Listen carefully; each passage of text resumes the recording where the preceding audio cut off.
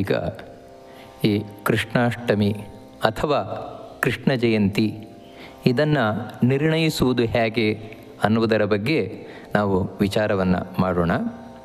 ನಾನು ಮೊದಲನೆಯದಾಗಿಯೇ ಒಂದು ವಿಚಾರವನ್ನು ಇಲ್ಲಿ ತಿಳಿಸ್ತೇನೆ. ನಾನಿಲ್ಲಿ ಏನು ವಿಚಾರವನ್ನು ಮಾಡ್ತಾ ಇದ್ದೇನೆ, ಈ ವಿಚಾರದಲ್ಲಿ ಯಾವುದೇ ಒಂದು ಪ್ರಮಾಣ ವಾಕ್ಯವನ್ನು ಕೂಡ ಶ್ಲೋಕವನ್ನು ಕೂಡ ಅರ್ಥ ಸಂಕೋಚ ನಾನು ಮಾಡಲಿಕ್ಕೆ ಹೋಗುವುದಿಲ್ಲ. ಯಾಕೆ ವಿಷಯವನ್ನು ಹೇಳ್ತಾ ಇದ್ದೇನೆ ಅಂದರೆ, ಇವತ್ತು ನಾವು ಈ ಧರ್ಮಶಾಸ್ತ್ರಜ್ಞರು, ಯಾರು ಧರ್ಮಶಾಸ್ತ್ರವನ್ನು ತಿಳಿದವರು, ಅವರು ಏನೇನೇನು ತಾವು ಗ್ರಂಥಗಳನ್ನು ಬರೆದಿದ್ದಾರೆ, ಆ ಗ್ರಂಥಗಳಲ್ಲಿ ಕೃಷ್ಣ ಜನ್ಮಾಷ್ಟಮಿ ಅಥವಾ ಕೃಷ್ಣ ಜಯಂತಿಯ ಬಗ್ಗೆ ನೋಡಿದರೆ ತುಂಬ ಗೊಂದಲಗಳು ಕಾಣಿಸ್ತದೆ. ಯಾಕಂತ ಹೇಳಿದರೆ ಒಬ್ಬೊಬ್ಬರು ಒಂದೊಂದು ರೀತಿ ಬರೆದಿದ್ದಾರೆ. ಅವರೊಂದು ರೀತಿ ಬರೀತಾರೆ, ಅದಕ್ಕೆ ವಿರುದ್ಧವಾಗಿ ಇವರು ಬರೀತಾರೆ, ಅದಕ್ಕೆ ವಿರುದ್ಧವಾಗಿ ಈ ರೀತಿ ನಾನಾ ವಿಧವಾದ ಅಭಿಪ್ರಾಯಗಳಿದೆ. ಏಕಾಭಿಪ್ರಾಯ ಅಂತ ಕಾಣುವುದಿಲ್ಲ. ಕಾರಣ ಏನು ಅಂತ ಹೇಳಿದರೆ, ಅನೇಕ ಮಂದಿ ಈ ಪ್ರಮಾಣಗಳು ಅಂತ ಹೇಳಿದರೆ ಪುರಾಣಗಳಲ್ಲಿ ಹಾಗೂ ಧರ್ಮಶಾಸ್ತ್ರಗಳಲ್ಲಿ ಏನು ಪ್ರಮಾಣ ವಾಕ್ಯಗಳಿದೆ, ಆ ಪ್ರಮಾಣ ವಾಕ್ಯಗಳನ್ನು, ಅದರ ಅರ್ಥವನ್ನು ಕೆಲವು ಕಡೆ ತಮಗೆ ಬೇಕಾದ ಹಾಗೆ ಬದಲಾಯಿಸಿಕೊಳ್ತಾರೆ. ಅಂದರೆ ಅದರ ನಿಜವಾದ ಅರ್ಥವನ್ನು ತಾವು ಸಂಕೋಚ ಮಾಡ್ತಾರೆ, ಕಮ್ಮಿ ಮಾಡ್ತಾರೆ. ಆ ರೀತಿ ಮಾಡಿದಾಗ ಅದರ ನಿಜವಾದ ಅರ್ಥ ಹೋಗ್ತದೆ. ಹೌದು, ಕೆಲವೊಮ್ಮೆ ಮಾಡಬೇಕಾಗ್ತದೆ ನಮಗೆ. ಯಾವಾಗ ಅಂತ ಹೇಳಿದ್ರೆ ಅದರ ನಿಜವಾದ ಅರ್ಥ ಏನಿದೆ ಅದು ಆ ಸಂದರ್ಭಕ್ಕೆ ಕೂಡ್ತಾ ಇಲ್ಲ. ಅವಾಗೇನೆಂದರೆ ಸ್ವಲ್ಪ ನಾವು ಅರ್ಥವನ್ನು ವ್ಯತ್ಯಾಸ ಮಾಡುವುದುಂಟು, ಅದೇ ಅರ್ಥ ಸಂಕೋಚ ಮಾಡುವುದುಂಟು. ಉದಾಹರಣೆಗೆ ಗಂಗಾಯಂ ಘೋಷಃ ಅಂತ ಸಂಸ್ಕೃತದೊಂದು ಮಾತು ಅಂತ ಹೇಳಿದರೆ, ಗಂಗೆಯಲ್ಲಿ ಸಂತೆ ಆಗ್ತಾ ಇದೆ ಅಂತ. ಗಂಗೆಯಲ್ಲಿ ಸಂತೆ ಆಗ್ತಾ ಇದೆ ಅಂತ ಹೇಳಿದರೆ ಅದರ ನೇರವಾದ ಅರ್ಥ ಏನು ಅಂತ ಹೇಳಿದರೆ, ಗಂಗೆ ಹರಿತಾ ಇದೆಯಲ್ವಾ, ಗಂಗೆಯ ಪ್ರವಾಹ, ಅಲ್ಲಿ ಸಂತೆ ಆಗ್ತಾ ಇದೆ ಅಂತ. ಹಾಗಾಗ್ಲಿಕ್ಕೆ ಸಾಧ್ಯ ಇಲ್ವಲ್ಲ. ಗಂಗೆಯ ಪ್ರವಾಹದಲ್ಲಿ ಯಾರೂ ಸಂತೆ ಮಾಡಲಿಕ್ಕೆ ಆಗೋಲ್ಲ. ಅದಕ್ಕೆ ಗಂಗಾಯಾಮ್ ಘೋಷಃ, ಗಂಗೆಯಲ್ಲಿ ಸಂತೆ ಆಗ್ತಾ ಇದೆ ಅಂತ ಹೇಳಿದರೆ ಯಾರು ಗಂಗೆಯ ಪ್ರವಾಹದಲ್ಲಿ ಸಂತೆ ಆಗ್ತಾ ಇದೆ ಅಂತ ಹೇಳೋಲ್ಲ. ಮತ್ತು ಅದಕ್ಕೇನು ಅಂದರೆ ಅಲ್ಲಿ ಅರ್ಥವನ್ನು ಸ್ವಲ್ಪ ಕಮ್ಮಿ ಮಾಡ್ತಾರೆ, ಗಂಗೆಯ ದಡದಲ್ಲಿ ಸಂತೆ ಆಗ್ತಾ ಇದೆ ಅಂತ. ಅಂದರೆ ಅಲ್ಲಿ ಗಂಗೆಯಲ್ಲಿ ಸಂತೆ ಆಗ್ತಾ ಇದೆ ಅಂದರೆ ಗಂಗೆಯ ದಡದಲ್ಲಿ ಅಂತ ನಾವು ಅರ್ಥ ಮಾಡಿದ್ದು. ಯಾಕಂದರೆ ಗಂಗಾ ಮಧ್ಯದಲ್ಲಿ ಕೂಡುವುದಿಲ್ಲ, ಅರ್ಥ ಕೂಡುವುದಿಲ್ಲ. ಈ ರೀತಿ ಅಂದರೆ ಎಲ್ಲಿ ಅದರ ಮುಖ್ಯವಾದ ಅರ್ಥ ಕೂಡುವುದಿಲ್ಲ ಅಲ್ಲಿ ನಾವು ಅದರ ಅರ್ಥವನ್ನು ಕಡಿಮೆ ಮಾಡಿ ಸಂಕೋಚ ಮಾಡ್ತೇವೆ. ಆದರೆ ಇಲ್ಲಿ ಯಾವ ಪ್ರಮಾಣ ವಾಕ್ಯಗಳನ್ನು ಇವಾಗ ನಾವು ಚಿಂತನೆಯನ್ನು ಮಾಡ್ತಾ ಇದ್ದೇವೆ ಅಲ್ಲೆಲ್ಲೂ ಕೂಡ ಆ ರೀತಿ ಅರ್ಥ ಸಂಕೋಚ ಮಾಡುವ ಅವಶ್ಯಕತೆ ಇಲ್ಲ. ಅದರ ಅರ್ಥ ಏನು ನೇರವಾಗಿ ಹಾಗೇ ನೋಡಿದರೆ ನಮಗೆಲ್ಲವೂ ಕೂಡ ಸ್ಪಷ್ಟವಾಗ್ತಾ ಹೋಗುತ್ತೆ. ಆ ರೀತಿಯೇ ನಾವು ನೋಡ್ಕೊಂಡು ಹೋಗೋಣ. ಹೀಗೆ ಮಾಡದೇ ಇರುವುದರಿಂದಲೇ ಅನೇಕ ಮಂದಿ ಶಾಸ್ತ್ರಜ್ಞರು ತಾವೇನು ಮಾಡ್ತಾರೆ, ತಮ್ಮ ಆಚರಣೆ, ತಮ್ಮ ಸಂಪ್ರದಾಯಕ್ಕೆ ಅನುಗುಣವಾಗಿ ಅರ್ಥ ಸಂಕೋಚವನ್ನು ಇದರಿಂದಲೇ ಇವತ್ತು ನಮಗೆ ಅನೇಕ ಗೊಂದಲಗಳು ಉಂಟಾಗಿದೆ. ಆ ರೀತಿ ಮಾಡೋದು ಬೇಡ. ನಾವು ನೇರವಾಗಿ ನೋಡ್ಕೊಂಡು ಹೋಗೋಣ. ಮೊದಲನೆಯದಾಗಿ ಕೃಷ್ಣ ಜನ್ಮಾಷ್ಟಮಿ ಹಾಗೂ ಕೃಷ್ಣ ಜಯಂತಿ ಇದೆರಡೂ ಒಂದೆಯೋ ಬೇರೆಯೋ ಅಂತ.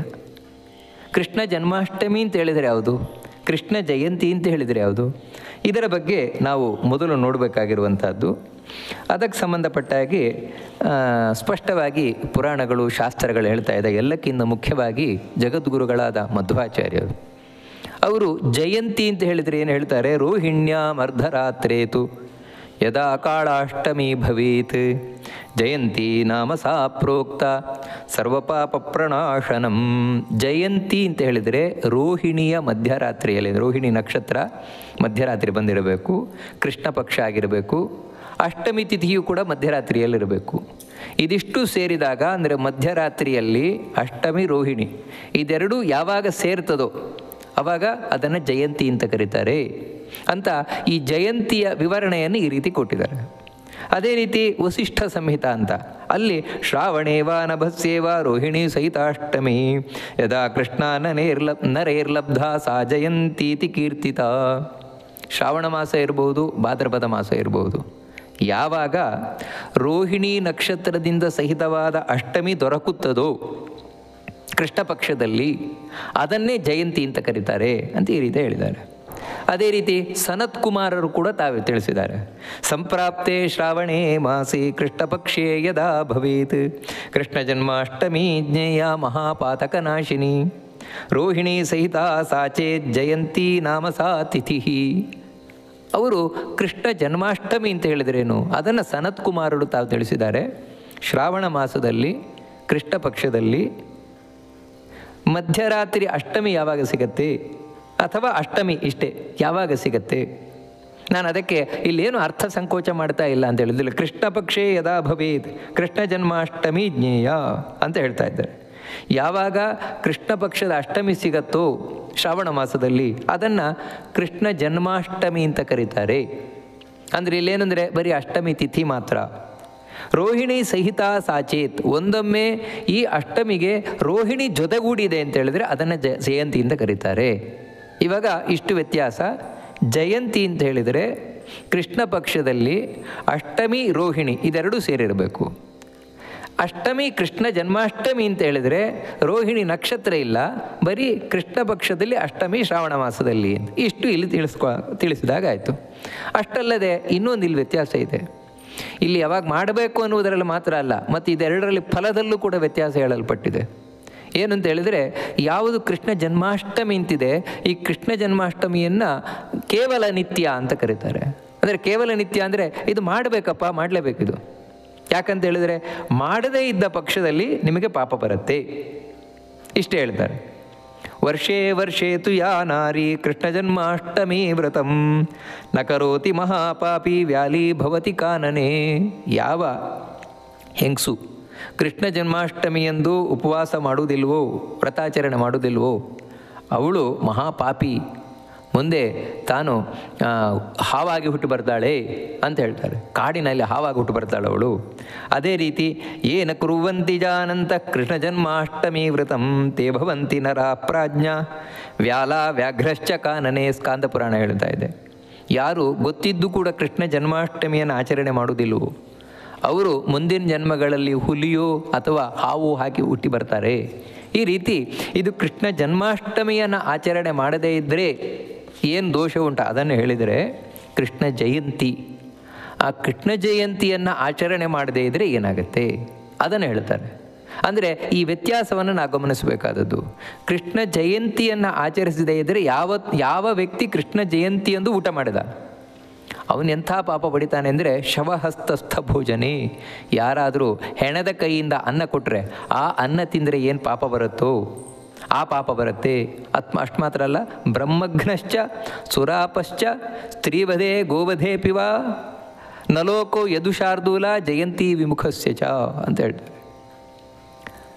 ಯಾರು ಬ್ರಹ್ಮಹತ್ಯ ಮಾಡಿದ ಪಾಪ ಇದ್ದಾನೆ, ಅದೇ ರೀತಿ ಯಾರು ಮದ್ಯಪಾನ ಮಾಡಿದ್ದಾನೆ, ಯಾರು ಗೋವಧೆ ಮಾಡಿದ್ದಾನೆ, ಸ್ತ್ರೀವಧೆ ಮಾಡಿದ್ದಾನೆ, ಅಂಥವರಿಗೆ ಯಾವತ್ತೂ ಕೂಡ ಒಳ್ಳೆ ಲೋಕ ಸಿಗೋಲ್ಲ. ಅದೇ ರೀತಿ ಯಾರು ಜಯಂತಿಯನ್ನು ಮಾಡೋದಿಲ್ಲ, ಕೃಷ್ಣ ಜಯಂತಿ, ಅವನಿಗೂ ಕೂಡ ಇವರಿಗೆ ಸಮಾನರಾದವರು ಅಂದರೆ ಗೋವಧೆ ಮಾಡಿದ್ದಕ್ಕೆ ಸಮಾನವಾದ ಪಾಪ ಬರುತ್ತೆ ಅಂತ ಎಷ್ಟು ತಿಳಿಸ್ಕೊಂಡು ಹೋಗ್ತಾರೆ. ಅಷ್ಟು ಮಾತ್ರ ಅಲ್ಲ, ಇನ್ನು ನಕರೋತಿ ಯದಾ ವಿಷ್ಣೋರ್ ಜಯಂತಿ ಸಂಭವಂ ವೃತಂ ಯಮಸ್ಯ ವಶಮಾಪನ್ನ ಸಹತೆ ನಾರಕೀಂ ವ್ಯಥಾಂ. ಇನ್ನೊಂದು ಕಡೆ ಹೇಳ್ತಾರೆ, ಯಾರು ಈ ಜಯಂತಿ ವ್ರತವನ್ನು ಮಾಡುವುದಿಲ್ವೋ ಅವನು ಯಮನ ಕೈಯಲ್ಲಿ ಸಿಕ್ಕಾಪಟ್ಟೆ ನರಕದಲ್ಲಿ ಶಿಕ್ಷೆ ಅನುಭವಿಸ್ತಾನೆ. ಇನ್ನೊಂದು ಕಡೆಯೂ ಕೂಡ ಹೇಳ್ತಾರೆ, ಸಂಪೀಡ್ಯತೇತಿ ಮಾತ್ರಂತೂ ಯಮದೂತೇ ಕಲೇವರಂ ಅಂತ. ಯಾರು ಜಯಂತಿ ದಿನದಂದು ಉದರ ಪೂರ್ಣಂ ಅಂದರೆ ಹೊಟ್ಟೆ ತುಂಬಿಸ್ಕೊಳ್ತಾನೆ, ಊಟ ಮಾಡ್ತಾನೆ, ಅಂಥ ವ್ಯಕ್ತಿಯನ್ನು ಯಮದೂತರು ನರಕದಲ್ಲಿ ಸಿಕ್ಕಾಪಟ್ಟೆ ಹಿಂಸಿಸ್ತಾರೆ. ಅಂದರೆ ವ್ಯತ್ಯಾಸ ನೀವು ಗಮನಿಸ್ಬೋದು. ಕೃಷ್ಣ ಜನ್ಮಾಷ್ಟಮಿ ವ್ರತವನ್ನು ಮಾಡದೇ ಇದ್ದರೆ ಮತ್ತೆ ಇಲ್ಲಿ ಯಾವುದೋ ಕೆಟ್ಟ ಯೋನಿಯಲ್ಲಿ ಹುಟ್ಟಿ ಬರ್ತಾನೆ ಅಂತ. ಆದರೆ ಕೃಷ್ಣ ಜನ್ಮಾಷ್ಟಮಿ ಕೃಷ್ಣ ಜಯಂತಿ ವ್ರತವನ್ನು ಮಾಡದೇ ಇದ್ದರೆ ನರಕದಲ್ಲಿಯೂ ಸಿಕ್ಕಾಪಟ್ಟೆ ಅನುಭವಿಸ್ತಾನೆ. ಅಂದರೆ ಕೃಷ್ಣ ಜಯಂತಿ ವ್ರತ ಮಾಡದೇ ಇದ್ದರೆ ಇನ್ನೂ ಹೆಚ್ಚು ಪಾಪ ಅಂತ. ಕೃಷ್ಣ ಜನ್ಮಾಷ್ಟಮಿ ಮಾಡಿದರೆ ಅವನು ಇಲ್ಲಿ ಮಾತ್ರ, ಆದರೆ ಯಾರು ಕೃಷ್ಣ ಜಯಂತಿ ವ್ರತ ಮಾಡುವುದಿಲ್ಲ ಅಂಥವನು ನರಕದಲ್ಲಿಯೂ ಸಿಕ್ಕಾಪಟ್ಟೆ ಅನುಭವಿಸ್ತಾನೆ. ಆಮೇಲೆ ಇಲ್ಲಿ ಹುಟ್ಟು ಬಂದ ಮೇಲೆ ಇದ್ದೇ ಇದೆ ಅವನಿಗೆ. ಈ ರೀತಿ ಇನ್ನೊಂದೇನು ಅಂತ ಹೇಳಿದರೆ, ಈ ಜಯಂತಿ ವ್ರತವನ್ನು ನಿತ್ಯ ಕಾಮ್ಯ ಅಂತ ಹೇಳ್ತಾರೆ. ಅಂದರೆ ಇದರಿಂದ ನೀವು ಮಾಡದೇ ಇದ್ದರೆ ನಿಮಗೆ ಸಿಕ್ಕಾಪಟ್ಟೆ ಪಾಪ ಬರುತ್ತೆ, ಆದರೆ ನೀವು ಮಾಡಿದಿರ ನಿಮಗೆ ಅಷ್ಟೇ ಪುಣ್ಯ ಬರುತ್ತೆ. ನಿಮ್ದೇನು ಇಲ್ಲಿ ಆಸೆ ಆಕಾಂಕ್ಷೆಗಳಿದೆ ಅದು ಪೂರ್ಣ ಆಗುತ್ತೆ. ನೋಡಿ, ಇದು ಕೃಷ್ಣ ಜನ್ಮಾಷ್ಟಮಿಗಿಂತ ವಿಶೇಷ ಕೃಷ್ಣ ಜಯಂತಿಗೆ ಹೇಳಿರುವಂಥದ್ದು. ನಿಮ್ಮ ಆಸೆಯೂ ಪೂರ್ಣ ಆಗುತ್ತೆ. ಯಾವ ರೀತಿ ಏಕಾದಶಿ ವ್ರತ ಇದ್ದಾಗೆ, ಏಕಾದಶಿ ವ್ರತವನ್ನು ಮಾಡಿದರೆ ಪಾಪವೂ ಹೋಗುತ್ತೆ, ನಮ್ಮ ಆಸೆಯೂ ಪೂರ್ಣ ಆಗುತ್ತೆ ಅಂತ ಹೇಳ್ತಾರೆ. ಆ ರೀತಿ ಅದನ್ನು ಹೇಳ್ತಾರೆ. ಜಯಂತಿ ನಾಮ ಸಾ ಪ್ರೋಕ್ತ ಸರ್ವಪಾಪ ಪ್ರಣಾಶನಂ ಪ್ರತಿವರ್ಷಂ ವಿಧಾನೇನ ಮದ್ಭಕ್ತೋ ಧರ್ಮನಂದನ ನರೋ ವಾ ಯದಿ ವಾ ನಾರಿ ಯಥೋಕ್ತಂ ಫಲಮಾಪ್ನುಯಾತ್ ಪುತ್ರ ಸಂತಾನಮಾರೋಗ್ಯಂ ಸೌಭಾಗ್ಯಮತುಲಂ ಭವೇತ್ ಸದಾ ಧರ್ಮರತಿರ್ಭೂತ್ವ ಮೃತೋ ವೈಕುಂಠಮಾಪ್ನುಯಾತ್. ಭವಿಷ್ಯೋತ್ತರ ಪುರಾಣ ತಾನು ತಿಳಿಸ್ತಾ ಇದೆ, ಸಕಲ ಪಾಪಗಳನ್ನು ಪರಿಹರಿಸುವಂತಹ ಜಯಂತಿ ಅದನ್ನು ಪ್ರತಿ ವರ್ಷವೂ ಶಾಸ್ತ್ರದಲ್ಲಿ ಹೇಳಿದಂತೆ ಯಾರು ಮಾಡ್ತಾರೆ? ಪುರುಷರಿರ್ಬೋದು, ಸ್ತ್ರೀಯರಿರ್ಬೋದು.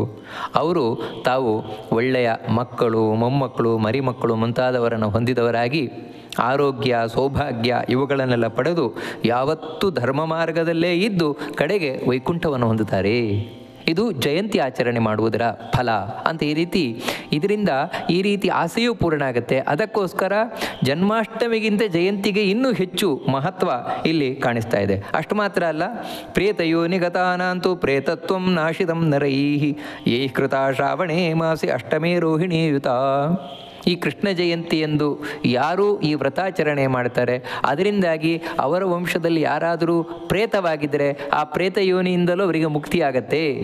ಈ ಪುಣ್ಯವನ್ನು ಅವರಿಗೆ ಅರ್ಪಣೆ ಮಾಡಿದರೆ, ಅಯ್ಯೋ ಅವರಿಗೆ ಸದ್ಗತಿ ಆಗಲಿದ್ದಾರೆ, ಸದ್ಗತಿ ಆಗಲಪ್ಪ ಈ ಜಯಂತಿ ಆಚರಣೆಯಿಂದ ಅಂತ ಈ ಪುಣ್ಯವನ್ನು ಅರ್ಪಣೆ ಮಾಡಿದರೆ, ಅವರು ಪ್ರೇತ ಆಗಿದರೆ ಪ್ರೇತತ್ವದಿಂದ ಮುಕ್ತಿ ಸಿಗತ್ತೆ ಅಂತ ಈ ರೀತಿ ಇಷ್ಟು ಫಲವನ್ನು ಹೇಳ್ತಾ ಇದ್ದಾರೆ. ಹೀಗೆ ಇದು ಕೃಷ್ಣ ಜಯಂತಿ ಹಾಗೂ ಕೃಷ್ಣಾಷ್ಟಮಿ ಇದೆರಡರಲ್ಲಿ ಇರುವಂಥ, ಅಂದರೆ ಫಲದಲ್ಲಿ ಇರುವ ವ್ಯತ್ಯಾಸ ಹಾಗೂ ಇವುಗಳನ್ನು ನಾವು ಹೇಗೆ ಪರಿಗಣನೆ ಮಾಡುವುದು ಅದರಲ್ಲಿರುವ ವ್ಯತ್ಯಾಸ.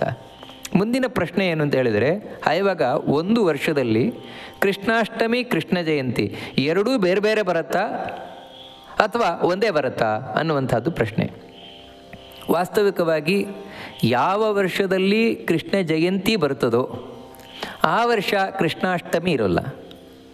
ಯಾವ ವರ್ಷದಲ್ಲಿ ಕೃಷ್ಣಾಷ್ಟಮಿ ಇರ್ತದೋ ಆ ವರ್ಷದಲ್ಲಿ ಕೃಷ್ಣ ಜಯಂತಿ ಇರೋಲ್ಲ. ಯಾಕಂದರೆ ಇದನ್ನು ಕೂಡ ಕಾಲನಿರ್ಣಯ ಎನ್ನುವಂತಹ ಗ್ರಂಥ ಸ್ಪಷ್ಟ ಹೇಳ್ತಾ ಇದೆ. ಯಸ್ಮಿನ್ ವರ್ಷೇ ಜಯಂತ್ಯಾಖ್ಯೋ ಯೋಗೋ ಕೃಷ್ಣಾಷ್ಟಮಿ ಜನ್ಮಾಷ್ಟಮಿ ತದ ಅಂತರ್ಭೂತ ಜಯಂತ್ಯಾಂ ಸ್ಯಾತ್ ವೃಕ್ಷಯೋಗ ಪ್ರಶಸ್ಯತೆ ಅಂತೇಳಿ, ಕೃಷ್ಣ ಜಯಂತಿ ಇದ್ದಾಗ ಕೃಷ್ಣ ಜನ್ಮಾಷ್ಟಮಿಗೆ ಅಲ್ಲೇ ಸರಿ ಹೋಯಿತು, ಮತ್ತೆ ಪ್ರತ್ಯೇಕವಾಗಿ ಅದನ್ನು ಆಚರಿಸಬೇಕಾದ ಅವಶ್ಯಕತೆ ಇಲ್ಲ. ನೋಡಿ, ಇದನ್ನು ಸ್ಪಷ್ಟ ಹೇಳ್ತಾ ಇರೋದು. ನಾನು ಅದೇ ಮೊದಲೇ ಹೇಳಿದ್ದೇನೆ, ಧರ್ಮಶಾಸ್ತ್ರಜ್ಞರಲ್ಲಿ ತುಂಬ ಗೊಂದಲಗಳಿದೆ ಅಂತ. ನೋಡಿ, ಈ ವಿಷಯದಲ್ಲಿ ಕೆಲವ್ರ ಪ್ರಕಾರ ಎರಡು ಒಂದೇ ಅಂತ, ಇನ್ನು ಕೆಲವ್ರ ಪ್ರಕಾರ ಇಲ್ಲ ಕೃಷ್ಣ ಜಯಂತಿ ಬೇರೆಯೇ, ಕೃಷ್ಣಾಷ್ಟಮಿ ಬೇರೆಯೇ, ಅದಕ್ಕೆ ಎರಡೂ ಮಾಡಬೇಕು ಅಂತ. ಎರಡೂ ಮಾಡಬೇಕು. ಕೃಷ್ಣಾಷ್ಟಮಿ ಅಂತ ಹೇಳಿದ್ರೆ ಮಧ್ಯರಾತ್ರಿ ನಿಮಗೆ ಅಷ್ಟಮಿ ಬರುವುದು, ಇದು ಅಷ್ಟಮಿ ರೋಹಿಣಿ ಎರಡೂ ಬರುವುದು.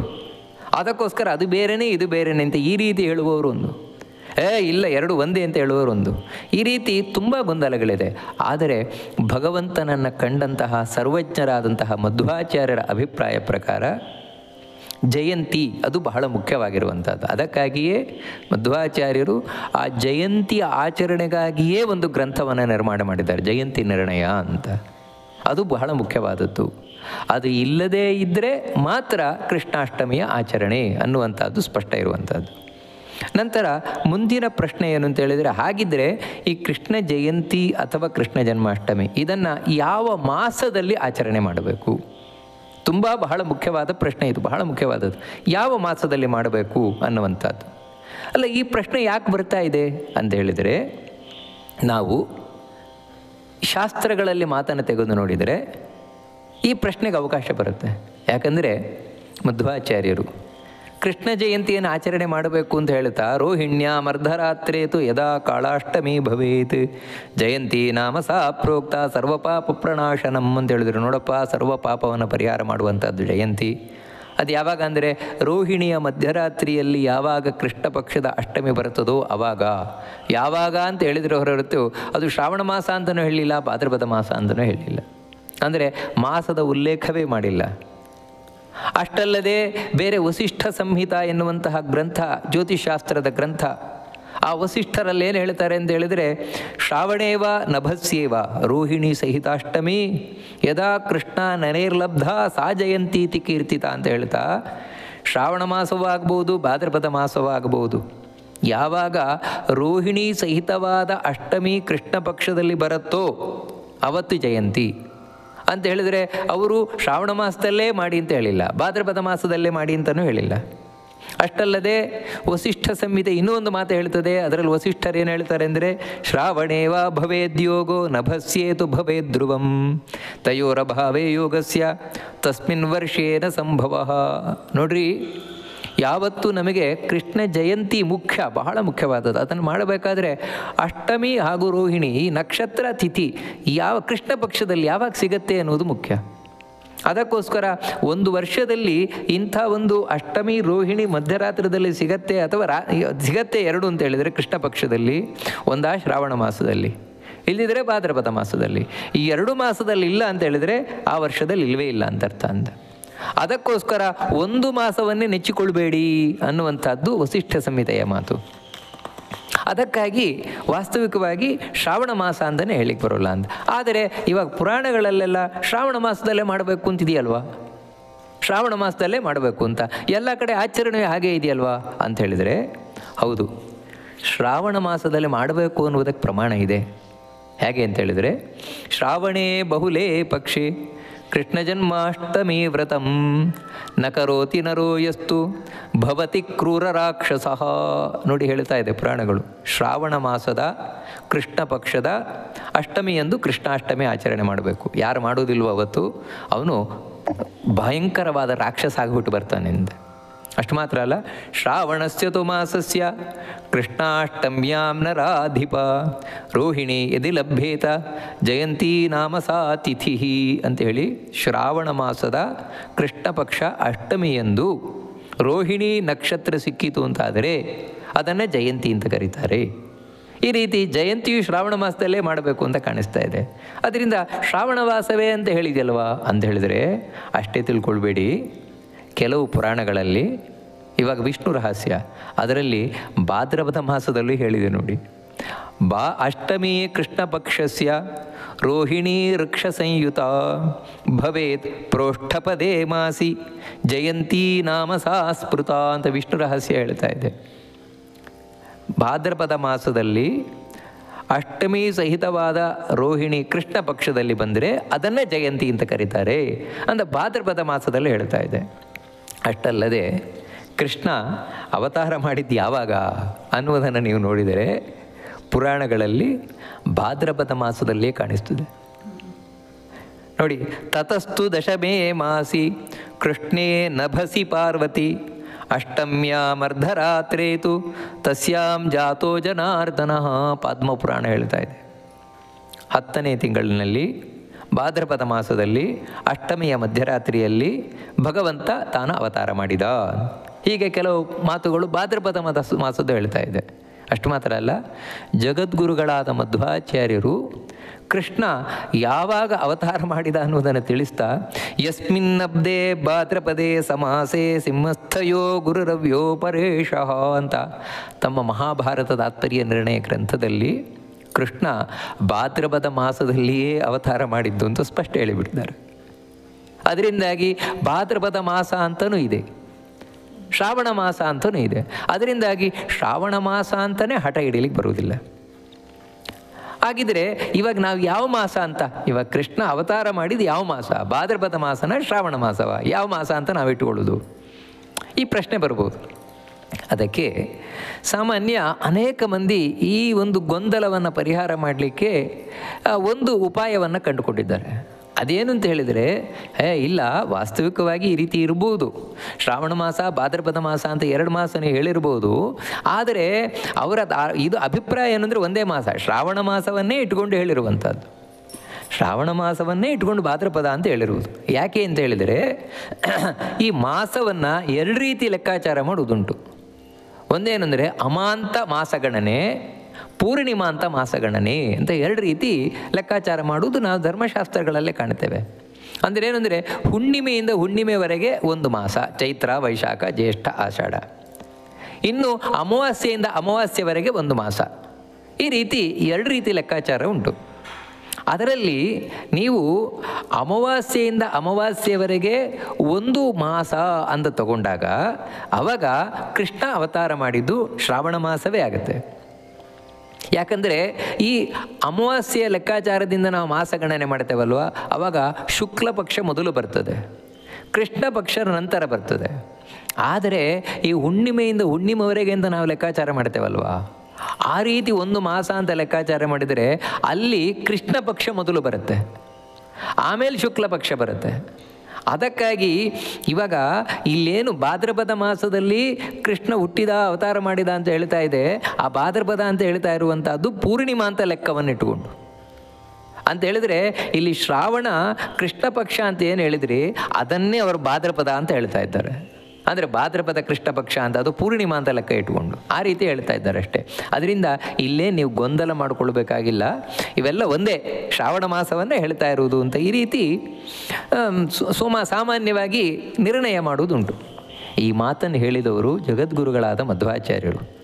ಮಧ್ವಾಚಾರ್ಯರು ಯಸ್ಮಿನ್ನಬ್ಧೇ ಭಾದ್ರಪದೇ ಸಮಾಸೆ ಅಂತ ಭಾದ್ರಪದ ಮಾಸ ಅಂತ ಸ್ಪಷ್ಟ ಹೇಳ್ತಾ ಇರಬೇಕಾದ್ರೆ ನಾನು ಮೊದಲೇ ಹೇಳಿದ್ದೇನೆ, ನಾನು ಯಾವುದಕ್ಕೂ ಅರ್ಥ ಸಂಕೋಚ ಮಾಡೋದಿಲ್ಲ. ಅವರು ಏನು ಹೇಳಿದಾರೆ ಅದನ್ನೇ ಹೇಳ್ತೇನೆ ಹೊರತು ಅದಕ್ಕೆ ಮತ್ತೆ ಹೆಚ್ಚು ಕಮ್ಮಿ ಮಾಡೋಲ್ಲ. ಮಧ್ವಾಚಾರ್ಯರು ಭಾದ್ರಪದ ಮಾಸ ಅಂತ ಹೇಳಿದ್ದಾರೆ ಅಂದರೆ ಭಾದ್ರಪದ ಮಾಸವೇ ಕೃಷ್ಣ ಅವತಾರ ಮಾಡಿದ್ದು, ಇಲ್ಲ ಅದನ್ನು ಶ್ರಾವಣವೇ ಭಾದ್ರಪದ ಅಂತ ಹೇಳಿದ್ದು. ಅವಾಗ ಏನಂದರೆ ನೀವು ಅರ್ಥ ಕಮ್ಮಿ ಮಾಡಿದ್ರಿ, ಅದಕ್ಕೆ ಆ ಅರ್ಥವನ್ನು ಬಿಟ್ಟು ಬೇರೆ ಅರ್ಥ ಮಾಡಿದರೆ ಆ ರೀತಿ ಮಾಡಲಿಕ್ಕೆ ಹೋಗೋಲ್ಲ. ಯಾಕಂತ ಹೇಳಿದರೆ ಮಧ್ವಾಚಾರ್ಯರಿಗೆ ಶ್ರಾವಣ ಅಂತ ಹೇಳಲಿಕ್ಕೆ ಬರೋಲ್ಲ ಅಂತ ಭಾದ್ರಪದ ಅಂತ ಹೇಳಿದ್ದಲ್ಲ. ಯಾಕಂತ ಹೇಳಿದರೆ ಅವ್ರಿಗೆ ನಮ್ಮ ಹಾಗೆ ಶಬ್ದ ದಾರಿದ್ರ್ಯಲ್ಲ, ನಮಗಾದರೆ ಶಬ್ದ ಗೊತ್ತಾಗಲ್ಲ ಏನು ಹಾಕಬೇಕು ಅಂತ. ಹಾಗಲ್ಲ, ಉದ್ದೇಶಪೂರ್ವಕವಾಗಿಯೇ ಹೇಳಿದ್ದು ಭಾದ್ರಪದ ಮಾಸ ಅಂತ. ಮತ್ತೇನು ಅಂತ ಹೇಳಿದರೆ ಎಲ್ಲಾದರೂ ವೇದವ್ಯಾಸರು ಹೇಳಿದರೆ ನೋಡ್ರಪ್ಪ ನಾನು ಎಲ್ಲಿ ಭಾದ್ರಪದ ಮಾಸ ಅಂತ ಹೇಳಿದ್ದೇನೆ ಅದೆಲ್ಲ ಪೂರ್ಣಿಮಾ ಅಂತ ಲೆಕ್ಕ ಇಟ್ಕೊಂಡು ಹೇಳಿದ್ದು ಅಂತ ವೇದವ್ಯಾಸರು ಹೇಳಿದರೆ ನಾವು ಆ ರೀತಿ ಅರ್ಥ ಮಾಡ್ಬೋದಿತ್ತು. ಆದರೆ ಆ ರೀತಿಯಲ್ಲೂ ಹೇಳಿಲ್ಲ. ಅದಕ್ಕಾಗಿ ಭಾದ್ರಪದ ಮಾಸ ಅಂತಲೇ ಹೇಳಿರುವಂಥದ್ದು. ಕೃಷ್ಣ ಅವತಾರ ಮಾಡಿದ್ದು ಮಧ್ವಾಚಾರ್ಯರು ತಿಳಿಸಿದ ಹಾಗೆ ಅರ್ಥ ಸಂಕೋಚ ಮಾಡದೇ ಇದ್ದರೆ, ಯಾಕಂದರೆ ಮಧ್ವಾಚಾರ್ಯರು ನಮಗೆ ನಿರ್ಣಯ ತಿಳಿಸ್ಲಿಕ್ಕೆ ಬಂದವರು. ಇದು ಮಹಾಭಾರತ ತಾತ್ಪರ್ಯ ನಿರ್ಣಯ ಅಂತ ಹೇಳಿದರೆ ಜಡ್ಜ್ಮೆಂಟ್. ಅಂದರೆ ಎಲ್ಲ ಪುರಾಣ ಶಾಸ್ತ್ರಗಳನ್ನು ನೋಡಿ ಕಡೆಗೆ ಮಧ್ವಾಚಾರ್ಯರು ಜಡ್ಜ್ಮೆಂಟ್ ಕೊಡ್ತಾ ಇರೋದು. ಆ ಜಡ್ಜ್ಮೆಂಟನ್ನು ಚೇಂಜ್ ಮಾಡುವ ಅಧಿಕಾರ ಯಾರಿಗೂ ಇಲ್ಲ.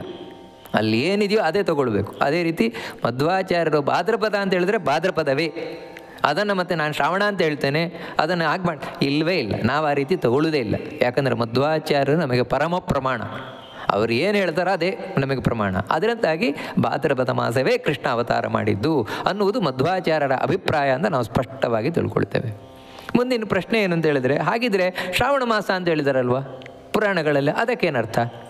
ನೀವು ಭಾದ್ರಪದ ಮಾಸದಲ್ಲೇ ಕೃಷ್ಣ ಅವತಾರ ಮಾಡಿದ್ದು ಅಂತ ಹೇಳಿದರೆ ಪ್ರತಿ ವರ್ಷ ನಾವು ಶ್ರಾವಣ ಮಾಸದಲ್ಲಿ ಮಾಡೋದು ತಪ್ಪಾಗಿದ್ದರೆ ಅನ್ನುವಂತಹ ಪ್ರಶ್ನೆ ಬರುತ್ತದೆ. ನೋಡಿ, ವಾಸ್ತವಿಕವಾಗಿ ಇದಕ್ಕೆ ವಾದಿರಾಜರು ಉತ್ತರ ಕೊಟ್ಕೊಂಡು ಹೋಗಿದ್ದಾರೆ.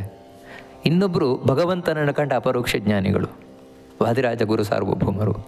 ಅವರು ಏನು ಹೇಳ್ತಾರೆ ಅಂತ ಹೇಳಿದರೆ, ಹೌದು ವಾಸ್ತವಿಕವಾಗಿ ಶ್ರಾವಣ ಮಾಸ ಅಂತಲೂ ಇದೆ ಪುರಾಣಗಳಲ್ಲಿ, ಭಾದ್ರಪದ ಮಾಸ ಅಂತಲೂ ಇದೆ. ಇಲ್ಲೇನು ಗೊಂದಲ ಇಲ್ಲ, ಒಟ್ಟಿಗೆ ಎರಡು ಬರ್ಬೋದು. ಒಂದೇ ದಿನವೇ ಶ್ರಾವಣ ಮಾಸವೂ ಇರ್ಬೋದು ಭಾದ್ರಪದ ಮಾಸವೂ ಇರ್ಬೋದು. ಅದು ಹೇಗೆ ಅಂತ ಹೇಳಿದರೆ, ಸೌರಮಾಸ ರೀತ್ಯ ಶ್ರಾವಣ ಮಾಸಶ್ಚ ಭವತಿ. ಕೃಷ್ಣ ಯಾವಾಗ ಅವತಾರ ಮಾಡಿದ ಆವಾಗ ಸೌರಮಾನ ರೀತ್ಯ ನಾವು ಮಾಸದ ಗಣನೆ ಇಟ್ಟುಕೊಂಡಾಗ, ಯಾಕಂದರೆ ಸೌರಮಾನ ರೀತ್ಯ ಸೂರ್ಯ ಒಂದೊಂದು ರಾಶಿಗೆ ಸಂಚಾರ ಮಾಡ್ತಾನೆ, ಮೇಷ, ವೃಷಭ, ಮಿಥುನ, ಕರ್ಕಾಟಕ, ಸಿಂಹ ಅಂತ. ಆ ರೀತಿ ನೀವು ಲೆಕ್ಕಾಚಾರ ಮಾಡಿದರೆ ಶ್ರಾವಣ ಮಾಸ ಬರುತ್ತೆ. ಅಂದರೆ ಶ್ರಾವಣ ಮಾಸ ಅಂದರೆ 5ನೇ ತಿಂಗಳು. 5ನೇ ತಿಂಗಳು ಅಂದರೆ ಮೇಷ, ವೃಷಭ, ಮಿಥುನ, ಕರ್ಕಾಟಕ, ಸಿಂಹ ಮಾಸ. ಇಲ್ಲೂ ಕೂಡ ಚೈತ್ರ, ವೈಶಾಖ, ಜ್ಯೇಷ್ಠ, ಆಷಾಢ, ಶ್ರಾವಣ 5ನೇ ಮಾಸ. ಅದರಿಂದಾಗಿ ಆ ಸಿಂಹ ಮಾಸವನ್ನೇ ಶ್ರಾವಣ ಮಾಸ ಅಂತ ಹೇಳಿದ್ದು ಪುರಾಣಗಳಲ್ಲಿ. ಎಲ್ಲಿ ಶ್ರಾವಣ ಮಾಸ ಅಂತ ಬಂದಿದೆ ಅಲ್ಲೆಲ್ಲ ನೀವು ಸೌರಮಾನದ ಸಿಂಹ ಮಾಸ ಅಂತ ಇಟ್ಕೊಂಡ್ಬಿಡಿ. ಎಲ್ಲಿ ಭಾದ್ರಪದ ಮಾಸ ಅಂತ ಬಂದಿದೆ ಅಲ್ಲಿ ನೀವು ಚಾಂದ್ರಮಾನ ರೀತ್ಯ ಭಾದ್ರಪದೋಪಿ ಭವತಿ. ವಾದಿರಾಜರು ಹೇಳ್ತಾರೆ, ನೀವು ಚಾಂದ್ರಮಾನ ರೀತ್ಯ ಭಾದ್ರಪದ ಮಾಸವೂ ಆಗತ್ತೆ. ಹೀಗೆ ಇಟ್ಟುಕೊಂಡಾಗ ಏನು ಗೊಂದಲವೇ ಇಲ್ಲ. ಅದರಿಂದಾಗಿಯೇ ಜಯಂತಿಯನ್ನು ಯಾವಾಗ ಆರಾಧನೆ ಮಾಡಬೇಕು ಅಂತ ಹೇಳಬೇಕಾದ್ರೆ ಜ್ಯೋತಿಷ್ಯಾರ್ಣವ ಎನ್ನುವಂತಹ ಗ್ರಂಥ ಸ್ಪಷ್ಟಪಡಿಸ್ತದೆ. ಶ್ರಾವಣ್ಯಾಂ ಪ್ರೋಷ್ಠಪದ್ಯಾಂಬ ಯದಾ ಸಿಂಹಗತೋ ಹರಿಹಿ ಜಯತ್ಯಾರಾಧನಂ ಕುರಿಯಾತ್ ನತು ಕರ್ಕಟ ಕನ್ಯೆಯೋ. ನೋಡ್ರಪ್ಪ, ಶ್ರಾವಣ ಮಾಸ ಇರ್ಬೋದು, ಭಾದ್ರಪದ ಮಾಸ ಇರ್ಬೋದು, ಯಾವಾಗ ಸೂರ್ಯ ಸಿಂಹರಾಶಿಗೆ ಹೋಗ್ತಾನೆ ಆವಾಗಲೇ ಜಯಂತಿ ಆರಾಧನೆ ಮಾಡಬೇಕು. ಯಾಕಂತ ಹೇಳಿದ್ರೆ ನಿಮ್ಗೆ ಅವಾಗಲೇ ಜಯಂತಿ ಸಿಗೋದು. ಅಷ್ಟಮಿ ರೋಹಿಣಿ ಕೃಷ್ಣ ಪಕ್ಷದಲ್ಲಿ ನಿಮಗೆ ಸಿಗಬೇಕು ಅಂತ ಹೇಳಿದ್ರೆ ಅದಕ್ಕೆ ಸೂರ್ಯ ಸಿಂಹರಾಶಿಗೆ ಬರಲೇಬೇಕು. ಒಂದೊಮ್ಮೆ ಸಿಗುತ್ತದೆ ಅಂತ ಹೇಳಿದರೆ ಅಲ್ಲೇ ನಿಮಗೆ. ಅದು ಬಿಟ್ಟು ನೀನು ಭಾದ್ರಪದ ಇಟ್ಕೊಳ್ತೇನೆ, ಶ್ರಾವಣ ಇಟ್ಕೊಳ್ತೇನೆ ಅಂತ ಹೇಳಿದ್ರೆ ನಿಮಗೆ ಜಯಂತಿ ಸಿಗೋದು ಗ್ಯಾರಂಟಿ ಇಲ್ಲ. ಜಯಂತಿ ಬಹಳ ಮುಖ್ಯ. ಅದು ಸಿಗಬೇಕಾ, ನೀವು ಸಿಂಹ ಮಾಸವನ್ನೇ ಇಟ್ಕೊಳ್ಬೇಕು. ಅದನ್ನೇ ಪುರಾಣಗಳು ಹೇಳಿದ್ದು ಸಿಂಹ ಮಾಸದಲ್ಲಿ ಅಂತ ಸ್ಪಷ್ಟವಾಗಿ ಹೇಳ್ತಾರೆ. ನೋಡಿ, ಇದರಿಂದಾಗಿಯೇ ಇನ್ನೊಬ್ಬರು ಮಹಾ ಅಪರೋಕ್ಷ ಜ್ಞಾನಿಗಳು ಇವತ್ತು ಇರುವಂಥವರು ಆ ಸುಬ್ರಹ್ಮಣ್ಯದ ಬಳಿ ಕುಮಾರ ಪರ್ವತದಲ್ಲಿ, ಅದೇ ಮಧ್ವಾಚಾರ್ಯರ ತಮ್ಮಂದಿರಾದಂತಹ ವಿಷ್ಣು ತೀರ್ಥರು, ಅವರು ಹೇಳ್ತಾರೆ, ಸಿಂಹಮಾಸೇದು ರೋಹಿಣ್ಯಾಯುತಾಂ ಕೃಷ್ಣಾಷ್ಟಮೀಂ ಪುಮಾನ್ ಉಪೋಷ್ಯ ಮಧ್ಯರಾತ್ರೇತು ಪೂಜೆಯೇ ನಂದನಂದನಂ. ಸಿಂಹ ಮಾಸದಲ್ಲಿ ಅಂದರೆ ಸೂರ್ಯ ಸಿಂಹರಾಶಿಯಲ್ಲಿ ಹೋದಾಗ ರೋಹಿಣಿಯಿಂದ ಸಹಿತವಾದ ಅಷ್ಟಮಿ ಅಂದರೆ ಆವಾಗಲೇ ನಿಮಗೆ ಸಿಗತ್ತೆ. ಅವತ್ತು ನೀವು ಉಪವಾಸ ಮಾಡಿರಿ, ಪೂಜೆ ಮಾಡ್ರಪ್ಪ ಅಂತ ಈ ದೇವರನ್ನು ಕಂಡವರು ವಿಷ್ಣು ತೀರ್ಥರು ಅವರು ಸ್ಪಷ್ಟವಾಗಿ ನಮಗೆ ಆದೇಶ ಮಾಡಿದ್ದಾರೆ. ಯಾಕೆ ನಾನು ದೇವರನ್ನು ಕಂಡವರಿವರು ಅಂತ ನಾನು ಹೇಳ್ತಾ ಇದ್ದೇನೆ ಅಂತ ಹೇಳಿದರೆ, ಇವಾಗ ಮಧ್ವಾಚಾರ್ಯರಾಗಲಿ, ವಿಷ್ಣು ತೀರ್ಥರಾಗಲಿ, ವಾದಿರಾಜರಾಗಲಿ ದೇವರನ್ನು ಕಂಡವರು ಅಂತ ಹೇಳಿದರೆ ಅವ್ರ ಮಾತು ಸತ್ಯವಾಗಿದೆ ಅಂತ ಅರ್ಥ. ಯಾಕಂತ ಹೇಳಿದ್ರೆ ಅವರು ಸತ್ಯ ಮಾರ್ಗದಲ್ಲಿ ಹೋದದ್ರಿಂದಲೇ ದೇವರನ್ನು ಕಂಡಿದ್ದಾರೆ ಅವರು. ಅದರಿಂದ ಅವ್ರ ಮಾತಿನ ಬಗ್ಗೆ ನಾವು ಡೌಟ್ ಪಡಬೇಕಾಗೇ ಇಲ್ಲ. ಮತ್ತೇನೆಂದರೆ ಅವ್ರ ಮಾತಿಗೆ ನಾವು ಬೇರೆ ಅರ್ಥ ಮಾಡಬೇಕಾಗೂ ಇಲ್ಲ. ಬೇರೆ ಅರ್ಥ ಮಾಡಿದ್ದು ಅಂತ ಹೇಳಿದ್ರೆ ನಾವು ದಾರಿ ತಪ್ಪಿಸಿಬಿಟ್ಟು ಅಂತ. ಅದರಿಂದಾಗಿ ಹೀಗೆ ಸಿಂಹ ಮಾಸದಲ್ಲಿ ಅಂತ ಹೇಳ್ತಾ ಇದ್ದಾರೆ. ಇಲ್ಲಿ ಮುಂದಿನೇನು ಪ್ರಶ್ನೆ ಅಂತ ಹೇಳಿದ್ರೆ, ಅಲ್ರಿ ಚಾಂದ್ರ ಮಾಸದ ಶ್ರಾವಣ ಮಾಸವನ್ನು ನೀವು ಸೌರ ಮಾಸದ ಸಿಂಹ ಮಾಸ ಅಂತ ಅದು ಹೇಗೆ ಅರ್ಥ ಮಾಡ್ಲಿಕ್ಕೆ ಬರುತ್ತೆ? ಇದಕ್ಕೇನು ಸಂಬಂಧ ಇದೆ? ಇದು ಸರಿಯಾದದ್ದಲ್ಲ ಅಂತ ಸಾಮಾನ್ಯವಾಗಿ ಕಾಣಲಿಕ್ಕೆ ಸಾಧ್ಯ ಇದೆ. ಇಲ್ಲ, ವಾಸ್ತವಿಕವಾಗಿ ನಮಗೆ ಸ್ವಲ್ಪ ಜ್ಯೋತಿಷ್ಶಾಸ್ತ್ರದ ಕಲ್ಪನೆ ಇದ್ದರೆ ಇದು ಸ್ಪಷ್ಟ ಆಗುತ್ತೆ. ಇವಾಗ ನಾವು ಚೈತ್ರ, ವೈಶಾಖ, ಜ್ಯೇಷ್ಠ, ಆಷಾಢ ಅಂತ ಚಾಂದ್ರಮಾನದ ಮಾಸ ಹೇಳ್ತೇವಲ್ವ, ಅದಕ್ಕೆ ಆ ಹೆಸರು ಹೇಗೆ ಬರುತ್ತೆ ಅಂತ ಹೇಳಿದರೆ ಸುಮ್ಮನೆ ಹಾಗೆ ಅಲ್ಲ. ಮತ್ತೇನೆಂದರೆ, ಯಾವ ಮಾಸದಲ್ಲಿ ಸೂರ್ಯನ ಸಂಕ್ರಾಂತಿ ಬರ್ತದೋ ಆವಾಗ ಆ ಮಾಸಕ್ಕೆ ಆ ಹೆಸರು ಅಂತ ಅರ್ಥ. ಇವಾಗ ಉದಾಹರಣೆಗೆ ಚೈತ್ರ ಮಾಸ ಅಂತ ನಾವು ಯಾವಾಗ ಕರಿತೇವೆ ಅಂತ ಹೇಳಿದರೆ, ಚೈತ್ರ ಮಾಸದಲ್ಲಿ ಮೇಷ ಸಂಕ್ರಾಂತಿ ಬರಬೇಕು.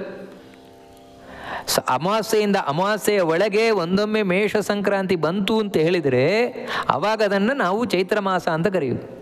ವೈಶಾಖ ಮಾಸದಲ್ಲಿ ಹಾಗೆ ವೃಷಭ ಸಂಕ್ರಾಂತಿ ಬರಬೇಕು ಅಮಾವಾಸ್ಯೆಯಿಂದ ಅಮಾವಾಸ್ಯೆ ಒಳಗೆ, ಆವಾಗ ನಾವು ಅದನ್ನು ಆ ಮಾಸ ಅಂತ ಕರಿತೇವೆ. ಒಂದೊಮ್ಮೆ ಬರದೇ ಇದ್ರೆ ಏನಾಗುತ್ತೆ? ಇವಾಗ ಅಮಾವಾಸ್ಯೆಯಿಂದ ಅಮಾವಾಸ್ಯೆ ಒಳಗೆ ಸಂಕ್ರಮಣ ಬರಲೇ ಇಲ್ಲ, ಸಂಕ್ರಾಂತಿ ಬರಲೇ ಇಲ್ಲ, ಅದೇ ಅಧಿಕ ಮಾಸ. ನಿಜ ಮಾಸ ಅಲ್ಲ, ಅದು ಅಧಿಕ ಮಾಸ, ಮಲಮಾಸ. ಇದನ್ನು ಸ್ಪಷ್ಟ ಹೇಳುತ್ತದೆ. ಅಸಂಕ್ರಾಂತಿಯಿಂದ ಕೂಡಿದ ಮಾಸವೇ ಮಲಮಾಸ ಅಂತ. ಅದರಿಂದಾಗಿ ನೋಡಿ, ಯಾವಾಗ ನಾವು ಅಧಿಕ ಮಾಸ ಅಂತ ಹೇಳ್ತೇವೆ, ನೀವು ಆ ಮಾಸವನ್ನು ಗಮನಿಸಿ, ಸಂಕ್ರಾಂತಿ ಆ ಮಾಸ ಶುರುವಾದಕ್ಕಿಂತ ಮುಂಚೆ ಮುಗಿದೋಗುತ್ತೆ. ಆಮೇಲೆ ಇನ್ನೊಂದು ಸಂಕ್ರಾಂತಿ ಆ ಮಾಸ ಮುಗಿದ ಮೇಲೆ ಬರುತ್ತೆ. ಅದರಲ್ಲೂ ನಿಮ್ಗೆ ಎಲ್ಲಿವರೆಗೆ ಅಂತ ಹೇಳಿದ್ರೆ ಆಯಾ ಸಂಕ್ರಮಣದಲ್ಲೇ ಆ ಮಾಸ ಬರಬೇಕು. ಇವಾಗ ಆಷಾಢ ಮಾಸ ಅಂತ ಹೇಳಬೇಕಾದ್ರೆ ಆಷಾಢ ಮಾಸದಲ್ಲಿ ಕರ್ಕಾಟಕ ಸಂಕ್ರಾಂತಿಯೇ ಬರಬೇಕು. ಹಾಗಿದ್ರೆ ಮಾತ್ರ ಆ ಮಾಸ. ಈ ರೀತಿ ಸೌರ ಮಾಸಕ್ಕೂ ಚಾಂದ್ರ ಮಾಸಕ್ಕೂ ನೇರವಾದ ಸಂಬಂಧ ಇದೆ. ಇನ್ನೊಂದೇನು ಅಂತ ಹೇಳಿದ್ರೆ, ಸೌರ ಮಾಸವನ್ನು ಅನುಸರಿಸಿಕೊಂಡು ಚಾಂದ್ರ ಮಾಸ ಇರುವಂಥದ್ದು. ವರ್ಷವೂ ಕೂಡ ಅಷ್ಟೇ ನೋಡಿ. ಅದಕ್ಕಾಗಿಯೇ ಆ ಚಾಂದ್ರ ಮಾಸ ಸೌರ ಮಾಸ ಸರಿಯಾಗಲಿಕ್ಕೆ ಅಧಿಕ ಮಾಸ ಬರುವುದು. ಯಾಕಂದರೆ ಸೌರ ಮಾಸಕ್ಕೆ ಸರಿಯಾಗಿ ಚಾಂದ್ರ ಮಾಸ ಬರಬೇಕು. ಈ ಚಾಂದ್ರ ವರ್ಷ 354 ದಿನ, ಸೌರ ವರ್ಷ 365 ದಿನ. ಅದರಿಂದಾಗಿ 10 ದಿನ 11 ದಿನ ಕಡಿಮೆ ಆಗ್ತಾ ಬರುತ್ತೆ ಪ್ರತಿ ವರ್ಷದಲ್ಲೂ. ಅದಕ್ಕೆ ಈ ರೀತಿ ಒಂದು ಅಧಿಕ ಮಾಸ ಬಂದು ಮತ್ತೆ 32 ತಿಂಗಳು ಮುಗಿದು 33ನೇ ತಿಂಗಳು ಇನ್ನೊಂದು ಅಧಿಕ ಮಾಸ ಬರುತ್ತೆ. ಯಾಕಂತ ಹೇಳಿದ್ರೆ ಸೌರ ವರ್ಷ ಕರೆಕ್ಟ್ ಮಾಡಲಿಕ್ಕೆ. ಹೀಗೆ ಈ ಸೌರ ವರ್ಷ ಚಾಂದ್ರ ವರ್ಷ ಅನ್ನುವುದೇನಿದೆ ಅದು ಸೌರ ವರ್ಷನ ಅನುಸರಿಸ್ತಾ ಇದೆ. ಅದೇ ರೀತಿ ಚಾಂದ್ರಮಾನದ ತಿಂಗಳುಗಳು ಸೌರಮಾನದ ತಿಂಗಳುಗಳನ್ನು ಅನುಸರಿಸ್ತಾ ಇದೆ. ಆ ಕಾರಣದಿಂದಲೇ ಚಾಂದ್ರಮಾನದ ತಿಂಗಳುಗಳೇನಿದೆ ಆ ತಿಂಗಳುಗಳನ್ನು ಸೌರಮಾಸ ಅಂತಲೂ ಕರೆಯುವ. ಅಂದರೆ ಈ ಸೌರ ಮೇಷ, ವೃಷಭ, ಮಿಥುನ, ಕರ್ಕಟ ಇವುಗಳನ್ನು ಚೈತ್ರ, ವೈಶಾಖ, ಜ್ಯೇಷ್ಠ, ಆಷಾಢ ಅಂತಲೂ ಹೇಳೋದುಂಟು ಶಾಸ್ತ್ರಗಳಲ್ಲಿ. ಈ ರೀತಿ ಪ್ರಯೋಗ ಮಾಡಿದ್ದೂ ಉಂಟು. ಎಲ್ಲಿಂದರೆ ಭಾಗವತದಲ್ಲಿ ವಾಮನ ಅವತಾರದ ಬಗ್ಗೆ ಹೇಳ್ತಾ ಇರುವಾಗ ಶ್ರೋಣಾಯಾಮ್ ಶ್ರವಣದ್ವಾದಶ್ಯಾಂ ಮುಹೂರ್ತೆ ಬಿಜಿತಿ ಪ್ರಭು ಅಂತ ಹೇಳಿ ಭಗವಂತ ವಾಮನನಾಗಿ ಅವತಾರ ಮಾಡಿದ. ಯಾವಾಗ ಅಂದರೆ ಶ್ರವಣ ನಕ್ಷತ್ರದಲ್ಲಿ ಶ್ರವಣದ್ವಾದಶಿ ಎಂದು ಅಂತ. ಶ್ರವಣ ನಕ್ಷತ್ರದಲ್ಲಿ ಶ್ರವಣದ್ವಾದಶಿ ಅಂದರೆ ಮತ್ತೇನು? ದ್ವಾದಶಿಯ ದಿನ ಶ್ರವಣ ನಕ್ಷತ್ರ ಬರಬೇಕು ಅಂತ ಹೇಳಿದ್ರೆ ಭಾದ್ರಪದ ಮಾಸದಲ್ಲೇ ಹೊರತು ಶ್ರಾವಣ ಮಾಸದಲ್ಲ. ಅದರಿಂದಾಗಿ ಇಲ್ಲಿ ಶ್ರವಣ ನಕ್ಷತ್ರ ಅಂತ ಹೇಳಾಯಿತು. ಮತ್ತು ಶ್ರವಣ ದ್ವಾದಶ್ಯಾಮ್ ಅಂತ ಹೇಳಿ ಏನರ್ಥ? ನೋಡಿ, ಅದಕ್ಕೆ ಇಲ್ಲಿ ಶ್ರವಣ ಅನ್ನೋದಕ್ಕೆ ಅನೇಕ ವ್ಯಾಖ್ಯಾನಕಾರರು ಏನು ಅರ್ಥ ಮಾಡ್ತಾರೆ ಅಂದರೆ, ಅದು ಶ್ರಾವಣ ಮಾಸದ ದ್ವಾದಶಿ ಅಂತ ಹೇಳಿದರೆ, ಶ್ರಾವಣ ಅಂತ ಹೇಳಿದ್ರೆ ಸಿಂಹ. ಯಾಕಂತ ಹೇಳಿದರೆ ಸೂರ್ಯ ಸಿಂಹರಾಶಿಯಲ್ಲಿದ್ದಾಗ ಭಾದ್ರಪದವು ಸಿಗುತ್ತದೆ.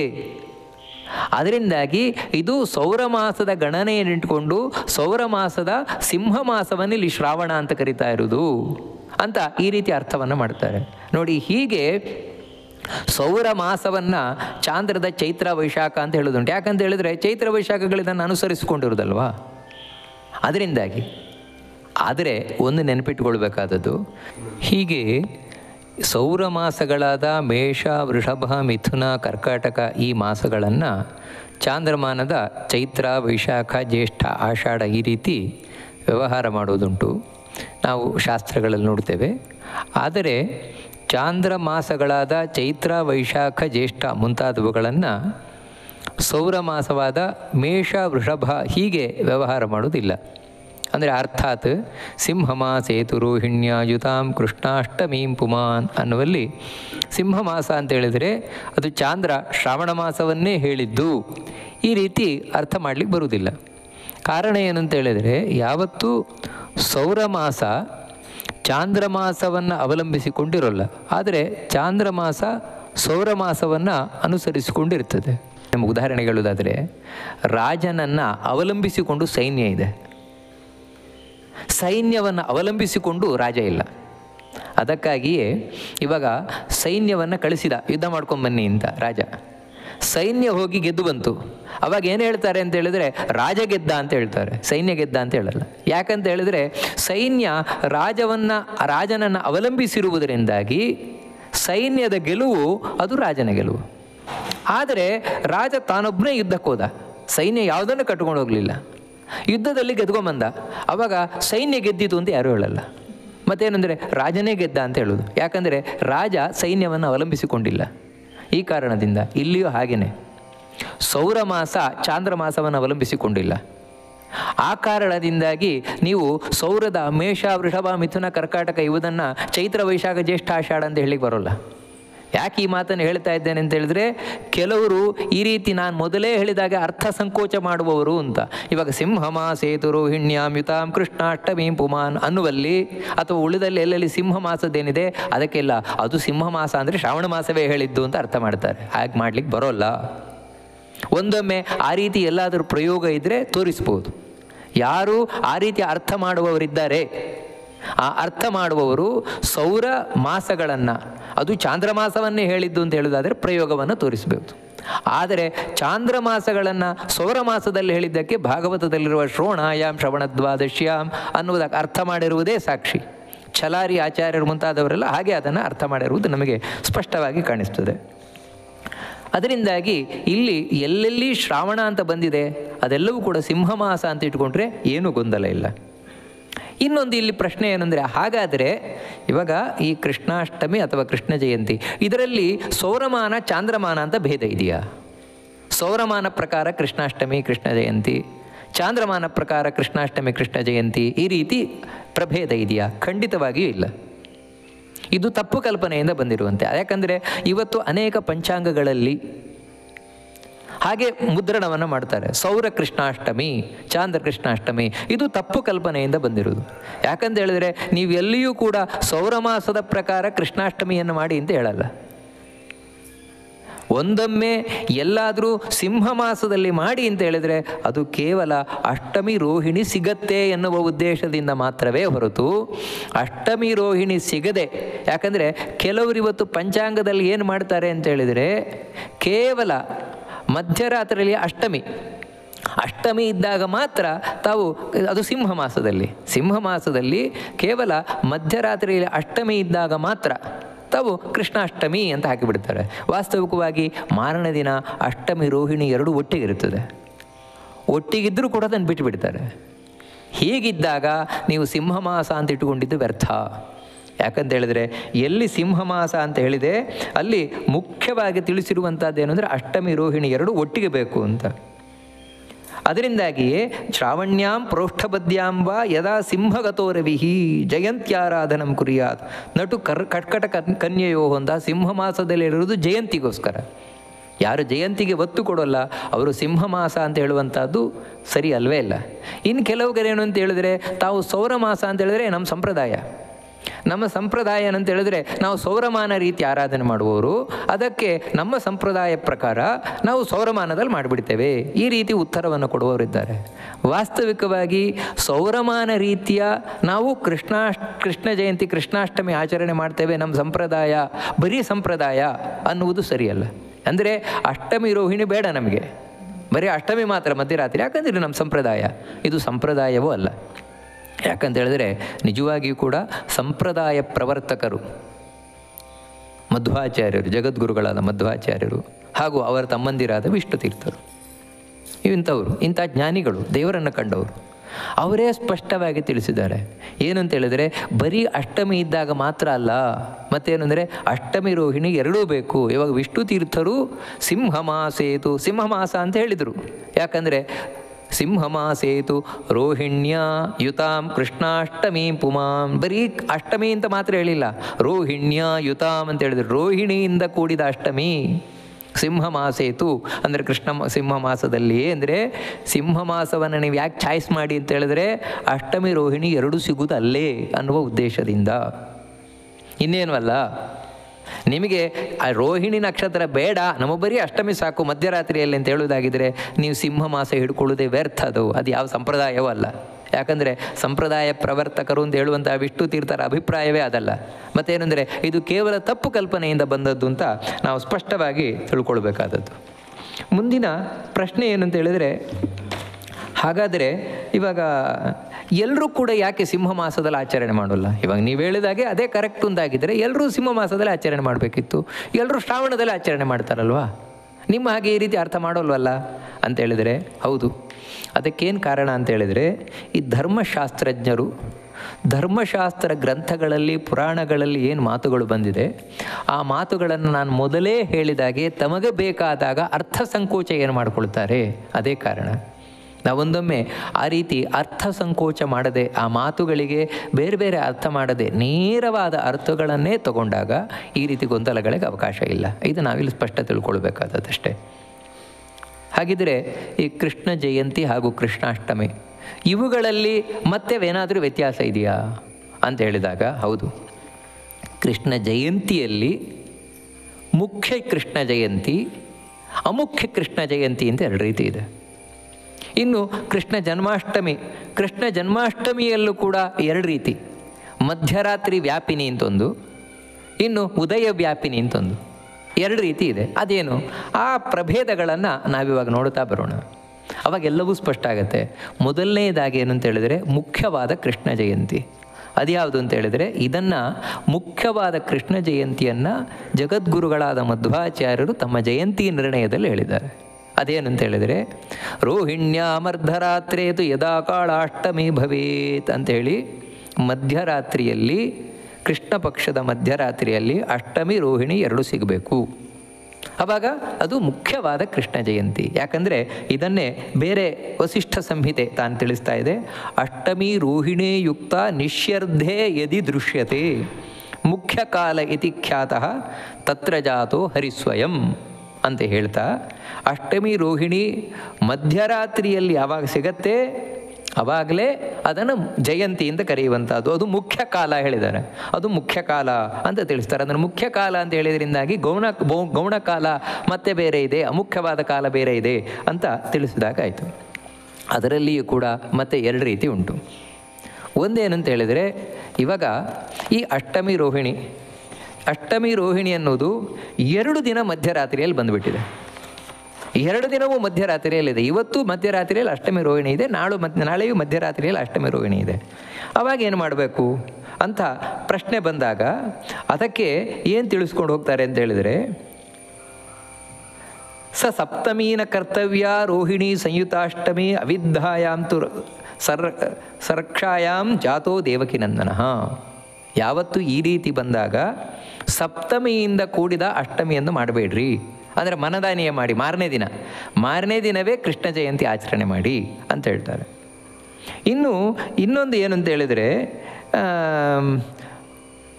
ಮೊದಲನೇ ದಿನ ಮಾತ್ರ ಅಷ್ಟಮಿ ರೋಹಿಣಿ 2 ಇದೆ, ಮತ್ತು ಮರುದಿನ ಕೇವಲ ಅಷ್ಟಮಿ ಮಾತ್ರ ಇದೆ ಮಧ್ಯರಾತ್ರಿಯಲ್ಲಿ. ಅವಾಗ ಏನು ಮಾಡಬೇಕು?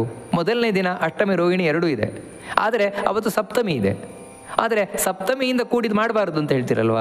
ಅಂದರೆ ಅದಕ್ಕೇನು ಹೇಳ್ತದೆ ಅಂದರೆ ಕಾರ್ಯ ವಿದ್ಧಾಪಿ ಸಪ್ತಮ್ಯಾಂ ರೋಹಿಣಿ ಸಹಿತಾಷ್ಟಮಿ ತತ್ರೋಪವಾಸಂ ಕುರ್ವೀತ ಅಂತ. ಇಂತಹ ಸಂದರ್ಭದಲ್ಲಿ ಒಂದೊಮ್ಮೆ ಅಷ್ಟಮಿ ರೋಹಿಣಿ ಮಧ್ಯರಾತ್ರಿಯಲ್ಲಿ ಸಿಗ್ತಾ ಇದೆ ಅಂದರೆ ಅವತ್ತು ಸಪ್ತಮಿ ಬೆಳಗ್ಗೆ ಇದ್ರೂ ತೊಂದರೆ ಎಲ್ಲ ಮಾಡಿ ಅಂತ ಹೇಳ್ತಾರೆ. ಯಾಕಂದರೆ ಅಷ್ಟಮಿ ರೋಹಿಣಿ ಎರಡೂ ನಮಗೆ ಸಿಗುವುದು ಮುಖ್ಯ. ಹಾಗಿದ್ದಾಗ ಅವತ್ತೇ ಮಾಡಿ, ಮಾರನೇ ದಿನ ಅಂತ ಕೂತ್ಕೊಳ್ಬೇಡಿ ಅಂತ ಆ ರೀತಿ ಪುರಾಣಗಳು ಹೇಳ್ತಾ ಇದೆ.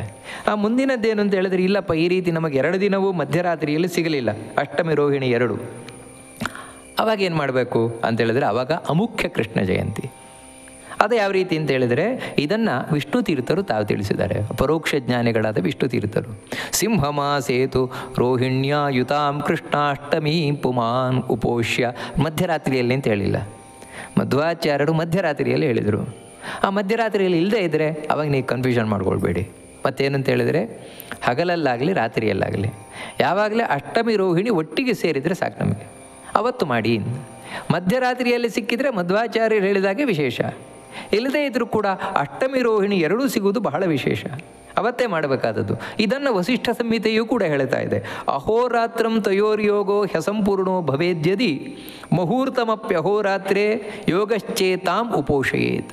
ನೋಡ್ರಪ್ಪ, ಇಡೀ ರಾತ್ರಿ ಸಿಗಲಿಲ್ಲ ನಿಮಗೆ, ಆ ರಾತ್ರಿಯಲ್ಲಿ ಸಿಗಲಿಲ್ಲ ಅಂತಾದರೆ ಹಗಲಿನಲ್ಲಾಗಲಿ ರಾತ್ರಿಯಲ್ಲಾಗಲಿ ಯಾವತ್ತೇ ಅಷ್ಟಮಿ ರೋಹಿಣಿ ಒಟ್ಟಿಗೆ ಸಿಗ್ತಾ ಅವತ್ತು ನೀವು ಮಾಡಬೇಕಾದದ್ದು. ಅಷ್ಟು ಮಾತ್ರ ಅಲ್ಲ, ವಾಸರೇವ ನಿಶಾಯಾಂಬ ಯದಾ ಸ್ವಲ್ಪಾಪಿ ರೋಹಿಣಿ ವಿಶೇಷೇಣ ನಭೋಮಾಸೆ ಸೈವೋಪೋಷ್ಯ ಮನೀಷಿಭಿ. ಹಗಲಲ್ಲಾಗಲಿ ರಾತ್ರಿಯಲ್ಲಾಗಲಿ ಎಲ್ಲಿ ಸ್ವಲ್ಪ ರೋಹಿಣಿ ಇದ್ದರೂ ಸಾಕು. ಎಲ್ಲಿವರೆಗೆ ಅಂದರೆ ಮುಹೂರ್ತಮಪ್ಯಹೋ ರಾತ್ರಿ ಅಂತ ಇನ್ನೊಂದು ಕಡೆ ಹೇಳ್ತದೆ. ಒಂದು ಮುಹೂರ್ತ ಇದ್ದರೂ ಸಾಕು, ಅಂದರೆ 1-2 ಗಳಿಗೆ 48 ನಿಮಿಷ ಅಷ್ಟಮಿ ರೋಹಿಣಿ ಒಳಗೆ ಒಟ್ಟಿಗೆ ಇತ್ತು ಅಂತ ಹೇಳಿದ್ರೆ ಸಾಕು, ಅವತ್ತೇ ಉಪವಾಸ ಮಾಡಬೇಕಾದದ್ದು ಅಂತ ಸ್ಪಷ್ಟವಾಗಿ ತಿಳಿಸ್ಕೊಂಡು ಹೋಗ್ತಾರೆ. ವಿಶೇಷೇಣ ನಭೋಮಾಸ, ಇವಾಗ ಅಂದರೆ ಸಿಂಹ ಮಾಸದಲ್ಲಿ, ಶ್ರಾವಣ ಮಾಸ ಅಂತ ಹೇಳಿದ್ರೆ ಸಿಂಹ ಮಾಸದಲ್ಲಿ ವಿಶೇಷವಾಗಿ ಅಂತ ತಿಳಿಸ್ಕೊಂಡು ಹೋಗ್ತಾರೆ.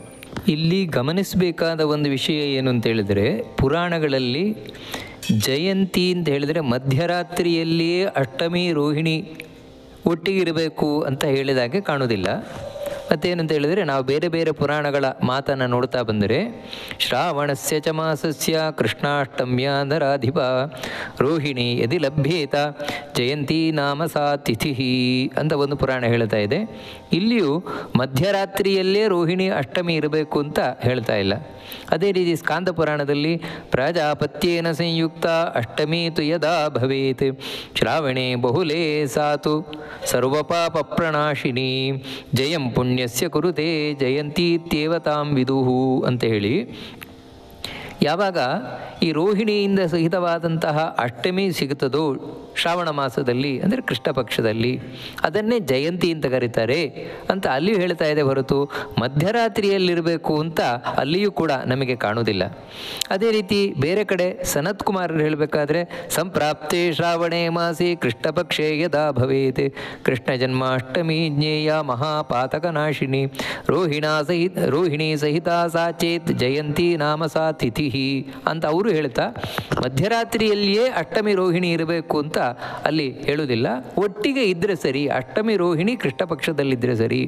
ಹಾಗೆಯೇ ಇನ್ನೊಂದು ಕಡೆಯಲ್ಲಿ ಶ್ರಾವಣೇ ಮಾಸಿ ಪಕ್ಷೇ ಚ ಕೃಷ್ಣೇಷ್ಟಮ್ಯಾಂ ತಿಥೋ ಹರೇ ರೋಹಿಣ್ಯಾಂ ಜನ್ಮ ಕೃಷ್ಣಸ್ಯ ಲೋಕಾನಾಂ ಮಂಗಲಾವಹಂ ಜಯಂತಿ ನಾಮ ಸಾಖ್ಯಾತ ಜಯಂತಿ ಶುಭದಾ ಮೃತ ಸ್ಮೃತ.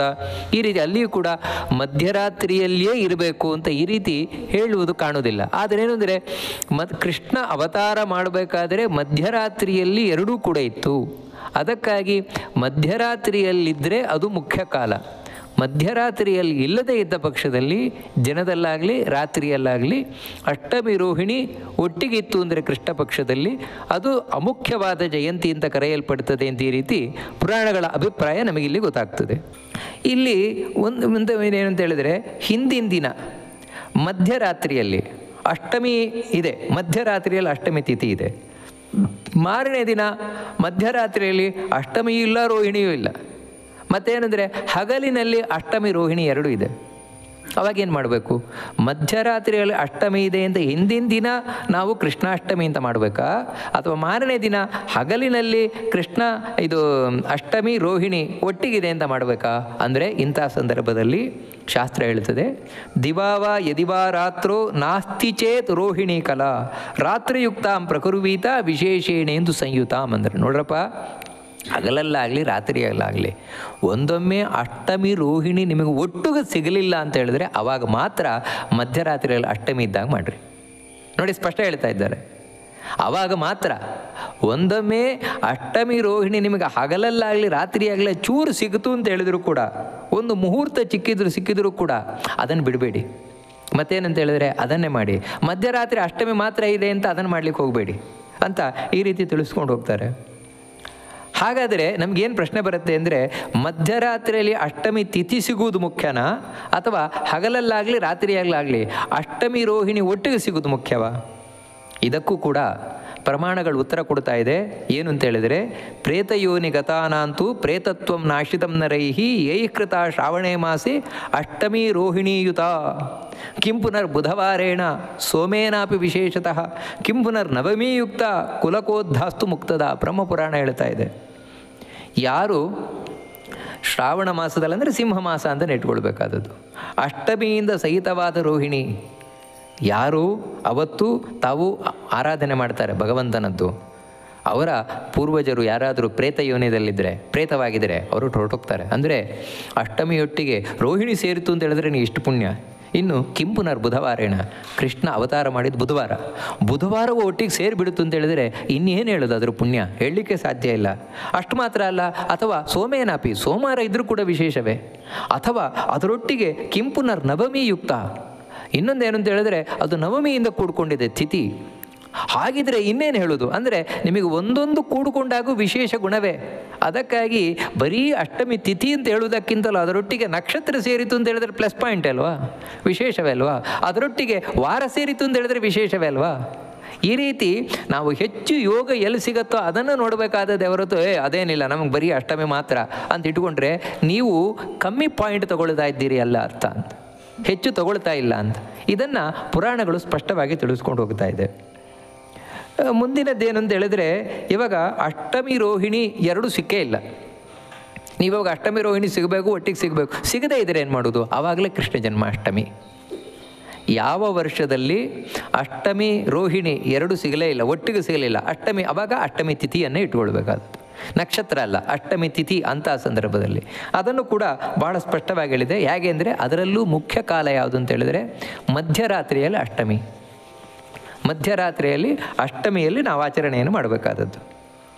ಅದರಲ್ಲೂ 2 ದಿನವೂ ಮಧ್ಯರಾತ್ರಿಯಲ್ಲಿ ಅಷ್ಟಮಿ ಇದೆ ಅಂದರೆ 2 ದಿನವೂ ರೋಹಿಣಿ ಇಲ್ಲ, ರೋಹಿಣಿ ನಕ್ಷತ್ರ ಇಲ್ಲ, ಅದರಿಂದಾಗಿ ಅದೆರಡು ಕೂಡುತ್ತದೆ ಅಂತಲೇ ಇಲ್ಲ. ಆದರೆ 2 ದಿನವೂ ಮಧ್ಯರಾತ್ರಿಯಲ್ಲಿ ಅಷ್ಟಮಿ ಇದೆ ಅಂತ ಹೇಳಿದಾಗ ಅರ್ಧರಾತ್ರದ್ವಯಂ ಹಿತ್ವಾ ಯದಿ ಶುದ್ಧ ಅಷ್ಟಮಿ ಭವೇತ್ ಪರೇವೋ ಪೋಷಣಂ ಕುರ್ಯಾತ್ ವಿಷ್ಣು ಪೂಜಾಂಚ ಜಾಗರಂ ದಿನದ್ವಯೇ ಯದಾನ ಸ್ಯಾತ್ ನಿಶೀಥವ್ಯ. ಅದಕ್ಕೆ ಯಾವ ರೀತಿ ಹೇಳ್ತಾರೆ ಅಂದರೆ, ಅರ್ಧರಾತ್ರಿ ಸ್ಪರ್ಶಿನಿ ಸಾ ಅಷ್ಟಮಿ ಚ ದಿನದ್ವಯೇ ನವಮಿ ಸಂಯುತ ಕಾರ್ಯ ಪ್ರದೋಷಾದಿ ವಿಶೇಷಣ. 2 ದಿನ ಇತ್ತು ಅಂತ ಹೇಳಿದ್ರೆ ಸಪ್ತಮಿಯಿಂದ ಕೂಡಿದ ಅಷ್ಟಮಿ ಮಾಡಬೇಡಿ, ಮಾರನೇ ದಿನ ನವಮಿಯಿಂದ ಕೂಡಿದೆಯಲ್ವಾ ಅದನ್ನು ಮಾಡಿ. ಯಾಕಂದರೆ ಮಧ್ಯರಾತ್ರಿ ಮುಗಿದ ಅಷ್ಟಮಿ ಇದೆ, ಆಮೇಲೆ ನವಮಿ ಬಂದುಬಿಡ್ತು, ಅಂಥ ದಿನ ಮಾಡಿ ಅಂತ ಹೇಳ್ತಾರೆ. ಕೆಲವೊಮ್ಮೆ ಏನಾಗತ್ತೆ ಅಂದರೆ 2 ದಿನವೂ ಕೂಡ ಮಧ್ಯರಾತ್ರಿಯಲ್ಲಿ ಅಷ್ಟಮಿ ಇಲ್ಲವೇ ಇಲ್ಲ. ಅಂತಹ ಸಂದರ್ಭದಲ್ಲಿ ಏನು ಮಾಡಿ ಅಂತ ಹೇಳಿದರೆ, ಯಾವಾಗ ಉದಯದಲ್ಲಿ ಅಷ್ಟಮಿ ಇದೆ ಅರ್ಧರಾತ್ರದ್ವಯಂ ಹಿತ್ವಾ ಯದಿ ಶುದ್ಧಾಷ್ಟಮೇ ಭವೇತ್ ಪರೇವೋಪೋಷಣಂ ಕರ್ಯಾತ್ ವಿಷ್ಣು ಪೂಜಾಂಚ ಜಾಗರಂ ದಿನದ್ವಯೇ ಯದಾನ ಸ್ಯಾತ್ ನಿಶೀಥ ವ್ಯಾಪಿನಿ ತಿಥಿ ತದೋತ್ತರಂ ಉಪವಸೇತ್ ಯತ ಸೂರ್ಯೋದಯ ಸ್ಪೃಶ ಅಂಥೇಳಿ, ಸೂರ್ಯೋದಯಕ್ಕೆ ಯಾವ ಅಷ್ಟಮಿ ಇದೆಯೋ ಆ ಅಷ್ಟಮಿಯಂದು ನೀವು ಉಪವಾಸವನ್ನು ಮಾಡಿ ಅಂತ ಈ ರೀತಿ ತಿಳಿಸ್ಕೊಂಡು ಹೋಗ್ತಾರೆ. ಅಂದರೆ ಇವೆಲ್ಲ ಏನಂದರೆ ಕೃಷ್ಣ ಜನ್ಮಾಷ್ಟಮಿ, ಈ ಜಯಂತಿಯ ಬಗ್ಗೆ ಇರುವಂತಹ ಅನೇಕ ಪ್ರಕಾರಗಳು. ಕಡೆಗೆ ಒಂದು ಪ್ರಶ್ನೆ ಬರುತ್ತದೆ ನಮಗೆ, ಅಲ್ಲ ಎಲ್ಲ ಬಿಟ್ಟು ನೀವು ಹೇಳ್ತಾ ಇರೋದು ಸಿಂಹ ಮಾಸದಲ್ಲಿ ಭಾದ್ರಪದ ಮಾಸದಲ್ಲಿ ಅಂದರೆ ಇವಾಗ ನಾವು ಸೆಪ್ಟೆಂಬರ್ 14ನೇ ತಾರೀಕು ಅಂತ ಹೇಳಿದ್ರೆ ಪಿತೃಪಕ್ಷದಲ್ಲಿ ಕೃಷ್ಣಾಷ್ಟಮಿ ಆಚರಣೆ ಮಾಡೋದಾ? ಕೃಷ್ಣ ಜಯಂತಿಯನ್ನು ಪಿತೃಪಕ್ಷದಲ್ಲಿ ಮಾಡೋದಾ? ಹೋಗಿ ಅಂತ ಸಾಮಾನ್ಯವಾಗಿ ಪ್ರಶ್ನೆ ಬರಲಿಕ್ಕೆ ಸಾಧ್ಯತೆ ಉಂಟು. ವಾಸ್ತವಿಕವಾಗಿ ಪಿತೃಪಕ್ಷದಲ್ಲಿ ಆಚರಣೆ ಮಾಡಬಾರ್ದು ಅಂತೆಲ್ಲೂ ಹೇಳಿಲ್ವಲ್ಲ. ನೋಡಿ, ಕೃಷ್ಣಾವತಾರದ ವೈಶಿಷ್ಟ್ಯವೇ ಅದು. ನೀವು ಯಾವುದನ್ನು ಅಯ್ಯೋ ಅಲ್ಲಿ ಮಾಡಬಾರ್ದು ಅಂತ ಹೇಳ್ತೀರಲ್ವ, ಅದನ್ನೇ ಕೃಷ್ಣ ಮಾಡಿರೋದು. ಇವಾಗ ಮಧ್ಯರಾತ್ರಿ, ಅಯ್ಯೋ ಮಧ್ಯರಾತ್ರಿಯಲ್ಲಿ ಹುಟ್ಟಿದ್ದು ಒಳ್ಳೆಯದಲ್ಲ, ಮಧ್ಯರಾತ್ರಿಯೇ ಹುಟ್ಟಿದ್ದು. ಅದೇ ನೋಡಿ, ರಾಮನಾಗ ಬಂದ ಮಧ್ಯಾಹ್ನ, ನಡು ಮಧ್ಯಾಹ್ನ, ಅಭಿಜಿನ್ ಮುಹೂರ್ತ, ಒಳ್ಳೆಯದು, ಭಾಳ ಒಳ್ಳೆಯದು. ಮಧ್ಯರಾತ್ರಿಯೇ, ಅಯ್ಯೋ ಕೃಷ್ಣ ಪಕ್ಷದಲ್ಲಿ ಬಂದದ್ದಾ? ಹೌದು ನೋಡಿ, ಕೃಷ್ಣ ಪಕ್ಷದಲ್ಲಿ ಬಂದದ್ದು. ಆದರೆ ರಾಮ ಹಾಗಲ್ಲ, ಶುಕ್ಲ ಪಕ್ಷದಲ್ಲಿ. ಅಂದರೆ ಹೀಗೆ ನೀ ಯಾವುದು ಒಳ್ಳೆಯದು ಅಂತ ಹೇಳ್ತೀರಿ, ಅದೆಲ್ಲ ರಾಮಾವತಾರದಲ್ಲಿ ತೋರಿಸಿದ. ನೀವೆಲ್ಲ ಈ ರೀತಿ ಅಯ್ಯೋ ಆಗ ಈಗ ಅಂತ ಹೇಳ್ತೀರಲ್ವ, ಅದಕ್ಕೆಲ್ಲ ಕೃಷ್ಣನೇ. ಮಧ್ಯರಾತ್ರಿಯಲ್ಲಿ ಬಂದ, ಕೃಷ್ಣ ಪಕ್ಷದಲ್ಲಿ ಬಂದ, ಸೆರೆಮನೆಯಲ್ಲಿ ಬಂದ, ಅದೇ ರಾಮನಾಗಿ ಅರಮನೆಯಲ್ಲಿ ಬಂದ. ಹೀಗೆ ಇದೆರಡು ವಿರುದ್ಧ. ಹಾಗಿರಬೇಕಾದ್ರೆ ಇಲ್ಲಿ ತಾನು ಪಿತೃಪಕ್ಷದಲ್ಲಿ ಹುಟ್ಟಿದ ಅಂತ ಹೇಳೋದು ಕೂಡ್ತದೆ ಕೃಷ್ಣನಿಗೆ ಆಗಬೇಕಾದ್ರೆ, ಕೃಷ್ಣಾವತಾರಕ್ಕೆ. ನೀವು ರಾಮನಿಗೆ ಹೇಳಬೇಕಾದ್ರೆ ಅಹುದಾ ಅಂತ ಹೇಳ್ಬೋದಿತ್ತು, ಕೃಷ್ಣನಿಗೆ ಹೇಳಲಿಕ್ಕೆ ಇಲ್ಲ. ಯಾಕಂದರೆ ಕೃಷ್ಣ ಬಂದದ್ದೇ ಹಾಗೆ. ಅದಕ್ಕಾಗಿ ಅಯ್ಯೋ ಪಿತೃಪಕ್ಷದಲ್ಲಿ ಆಚರಣೆ ಮಾಡುವುದಾ ಅಂತ ಹೇಳಲಿಕ್ಕೆ ಇಲ್ಲ. ಮತ್ತು ಇನ್ನೂ ಒಂದೇನು ಅಂತ ಹೇಳಿದರೆ, ಹಿಂದೆಯೇ ನಾವು ನೋಡಿದಾಗೆ ಯಾರು ಪ್ರೇತ ಜನ್ಮದಿಂದ ಕೂಡಿರ್ತಾರೋ ಅವರಿಗೆ ಮುಕ್ತಿಯಾಗತ್ತೆ ಅಂತ ಹೇಳ್ತಾ ಇರುವುದರಿಂದಾಗಿ ಪಿತೃಪಕ್ಷದಲ್ಲಿ ಆಚರಣೆ ಮಾಡಿದರೆ ಇನ್ನೂ ಒಳ್ಳೆಯದು ಅಂತ ಹೇಳಿದಾಗಾಯಿತು. ಯಾಕಂದರೆ ಯಾರು ಪಿತೃಗಳಿಗೆ ಮುಕ್ತಿಯಾಗಿಲ್ಲ ಅವರಿಗೆಲ್ಲ ಮುಕ್ತಿ ಕೊಡಲಿಕ್ಕೆ, ಸದ್ಗತಿ ಕೊಡಲಿಕ್ಕೆ, ತೃಪ್ತಿಗೋಸ್ಕರ ನಾವು ಮಾಡುವುದು. ಅದರಿಂದಾಗಿ ಯಾವ ವರ್ಷ ಪ್ರತಿ ವರ್ಷವೂ ಏನು ಭಾದ್ರಪದದಲ್ಲಿ ಬರುವುದಿಲ್ಲ. ಆದರೆ ಈ ರೀತಿ ಬಂದರೆ ಕೆಲವೊಮ್ಮೆ ಅದು ಏನು ತಪ್ಪಲ್ಲ ಅಂತ ಹೇಳುವಂಥದ್ದು ನಮಗೆ ಗೊತ್ತಾಗುತ್ತೆ. ಒಟ್ಟಾರೆ ಏನು ಅಂತ ಹೇಳಿದ್ರೆ, ಶಾಸ್ತ್ರದಲ್ಲಿ ಯಾವ ರೀತಿ ಹೇಳಿದೆಯೋ ಆ ರೀತಿ ನಾವು ಆಚರಣೆ ಮಾಡುವುದು ಯುಕ್ತವಾಗಿರುವಂಥದ್ದು. ಇಷ್ಟು ವಿವರಣೆಯನ್ನು ನಾನು ಕೊಟ್ಟದ್ದು ಯಾಕಂತ ಹೇಳಿದ್ರೆ, ಇದನ್ನು ನೀವು ಕೇಳಿದಾಗ ಮುಖ್ಯವಾಗಿ ಸೆಪ್ಟೆಂಬರ್ 14ನೇ ತಾರೀಕು ಯಾಕೆ ನಾವು ಮಾಡ್ತಾ ಇದ್ದೇವೆ ಅನ್ನೋದು ಈಗ ನಾನು ಕೊಡಲಿಕ್ಕಾಗತ್ತೆ ನಿಮಗೆ. ಏನಂತ ಹೇಳಿದರೆ, ಅಲ್ಲಿ ಮುಖ್ಯವಾಗಿ ನಮಗೆ ಸೆಪ್ಟೆಂಬರ್ 14ನೇ ತಾರೀಕು ಶಾಸ್ತ್ರಗಳಲ್ಲಿ ತಿಳಿಸಿರುವಂತೆ, ವಿಷ್ಣು ತೀರ್ಥರು ತಾವು ತಿಳಿಸಿರುವಂತೆ ಅಷ್ಟಮಿ ರೋಹಿಣಿ 2 ಕೃಷ್ಣ ಪಕ್ಷದಂದು ಸಿಗ್ತಾ ಇದೆ. ಅವತ್ತು ಸೆಪ್ಟೆಂಬರ್ 14ನೇ ತಾರೀಕು ಭಾನುವಾರದಂದು ನೀವು ಯಾವುದೇ ಪಂಚಾಂಗ ನೋಡಿ, ಕೃಷ್ಣ ಪಕ್ಷ, ಅದು ಭಾದ್ರಪದ ಕೃಷ್ಣ ಪಕ್ಷ. ಅವತ್ತು ರೋಹಿಣಿ ಹಾಗೂ ಅಷ್ಟಮಿ 2 ಸಿಗ್ತಾ ಇದೆ, ಮಧ್ಯರಾತ್ರಿಯಲ್ಲ. ಮತ್ತೇನೆಂದರೆ ಹಗಲಿನಲ್ಲಿ, ಎಲ್ಲ ಪಂಚಾಂಗಗಳಲ್ಲೂ ಸಿಗತ್ತೆ, ಹಗಲಿನಲ್ಲಿ ಸಿಗುತ್ತಾ ಇದೆ. ಹೀಗೆ ಅಷ್ಟಮಿ ರೋಹಿಣಿ 2 ಒಟ್ಟಿಗೆ ಸಿಗುತ್ತಾ ಇರುವುದರಿಂದಾಗಿ ಅವತ್ತು ನಾವು ಮಾಡ್ತಾ ಇರೋದು ಕೃಷ್ಣ ಪಕ್ಷದಲ್ಲಿ. ಯಾಕಂದರೆ ಅದಕ್ಕೆ ನಾವು ಇಲ್ಲಿವರೆಗೆ ನೋಡ್ಕೊಂಡು ಬಂದಿದ್ದೇವೆ, ಅದೇ ಒತ್ತು ಕೊಟ್ಟಿರುವುದು ಹೊರತು ಕೇವಲ ಶ್ರಾವಣ ಮಾಸ ಅಲ್ಲ. ಆದರೆ ಈಗ ನಾವು ಆಗಸ್ಟ್ 16ನೇ ತಾರೀಕು ಅವತ್ತು ಕೇವಲ ಮಧ್ಯರಾತ್ರಿಯಲ್ಲಿ ಅಷ್ಟಮಿ ಮಾತ್ರ, ರೋಹಿಣಿ ಇಲ್ಲವೇ ಇಲ್ಲ. ಯಾಕಂದರೆ ಅವತ್ತು ಭರಣಿ ಕೃತಿಕಾ ನಕ್ಷತ್ರ ಇಲ್ಲವೇ ಇಲ್ಲ.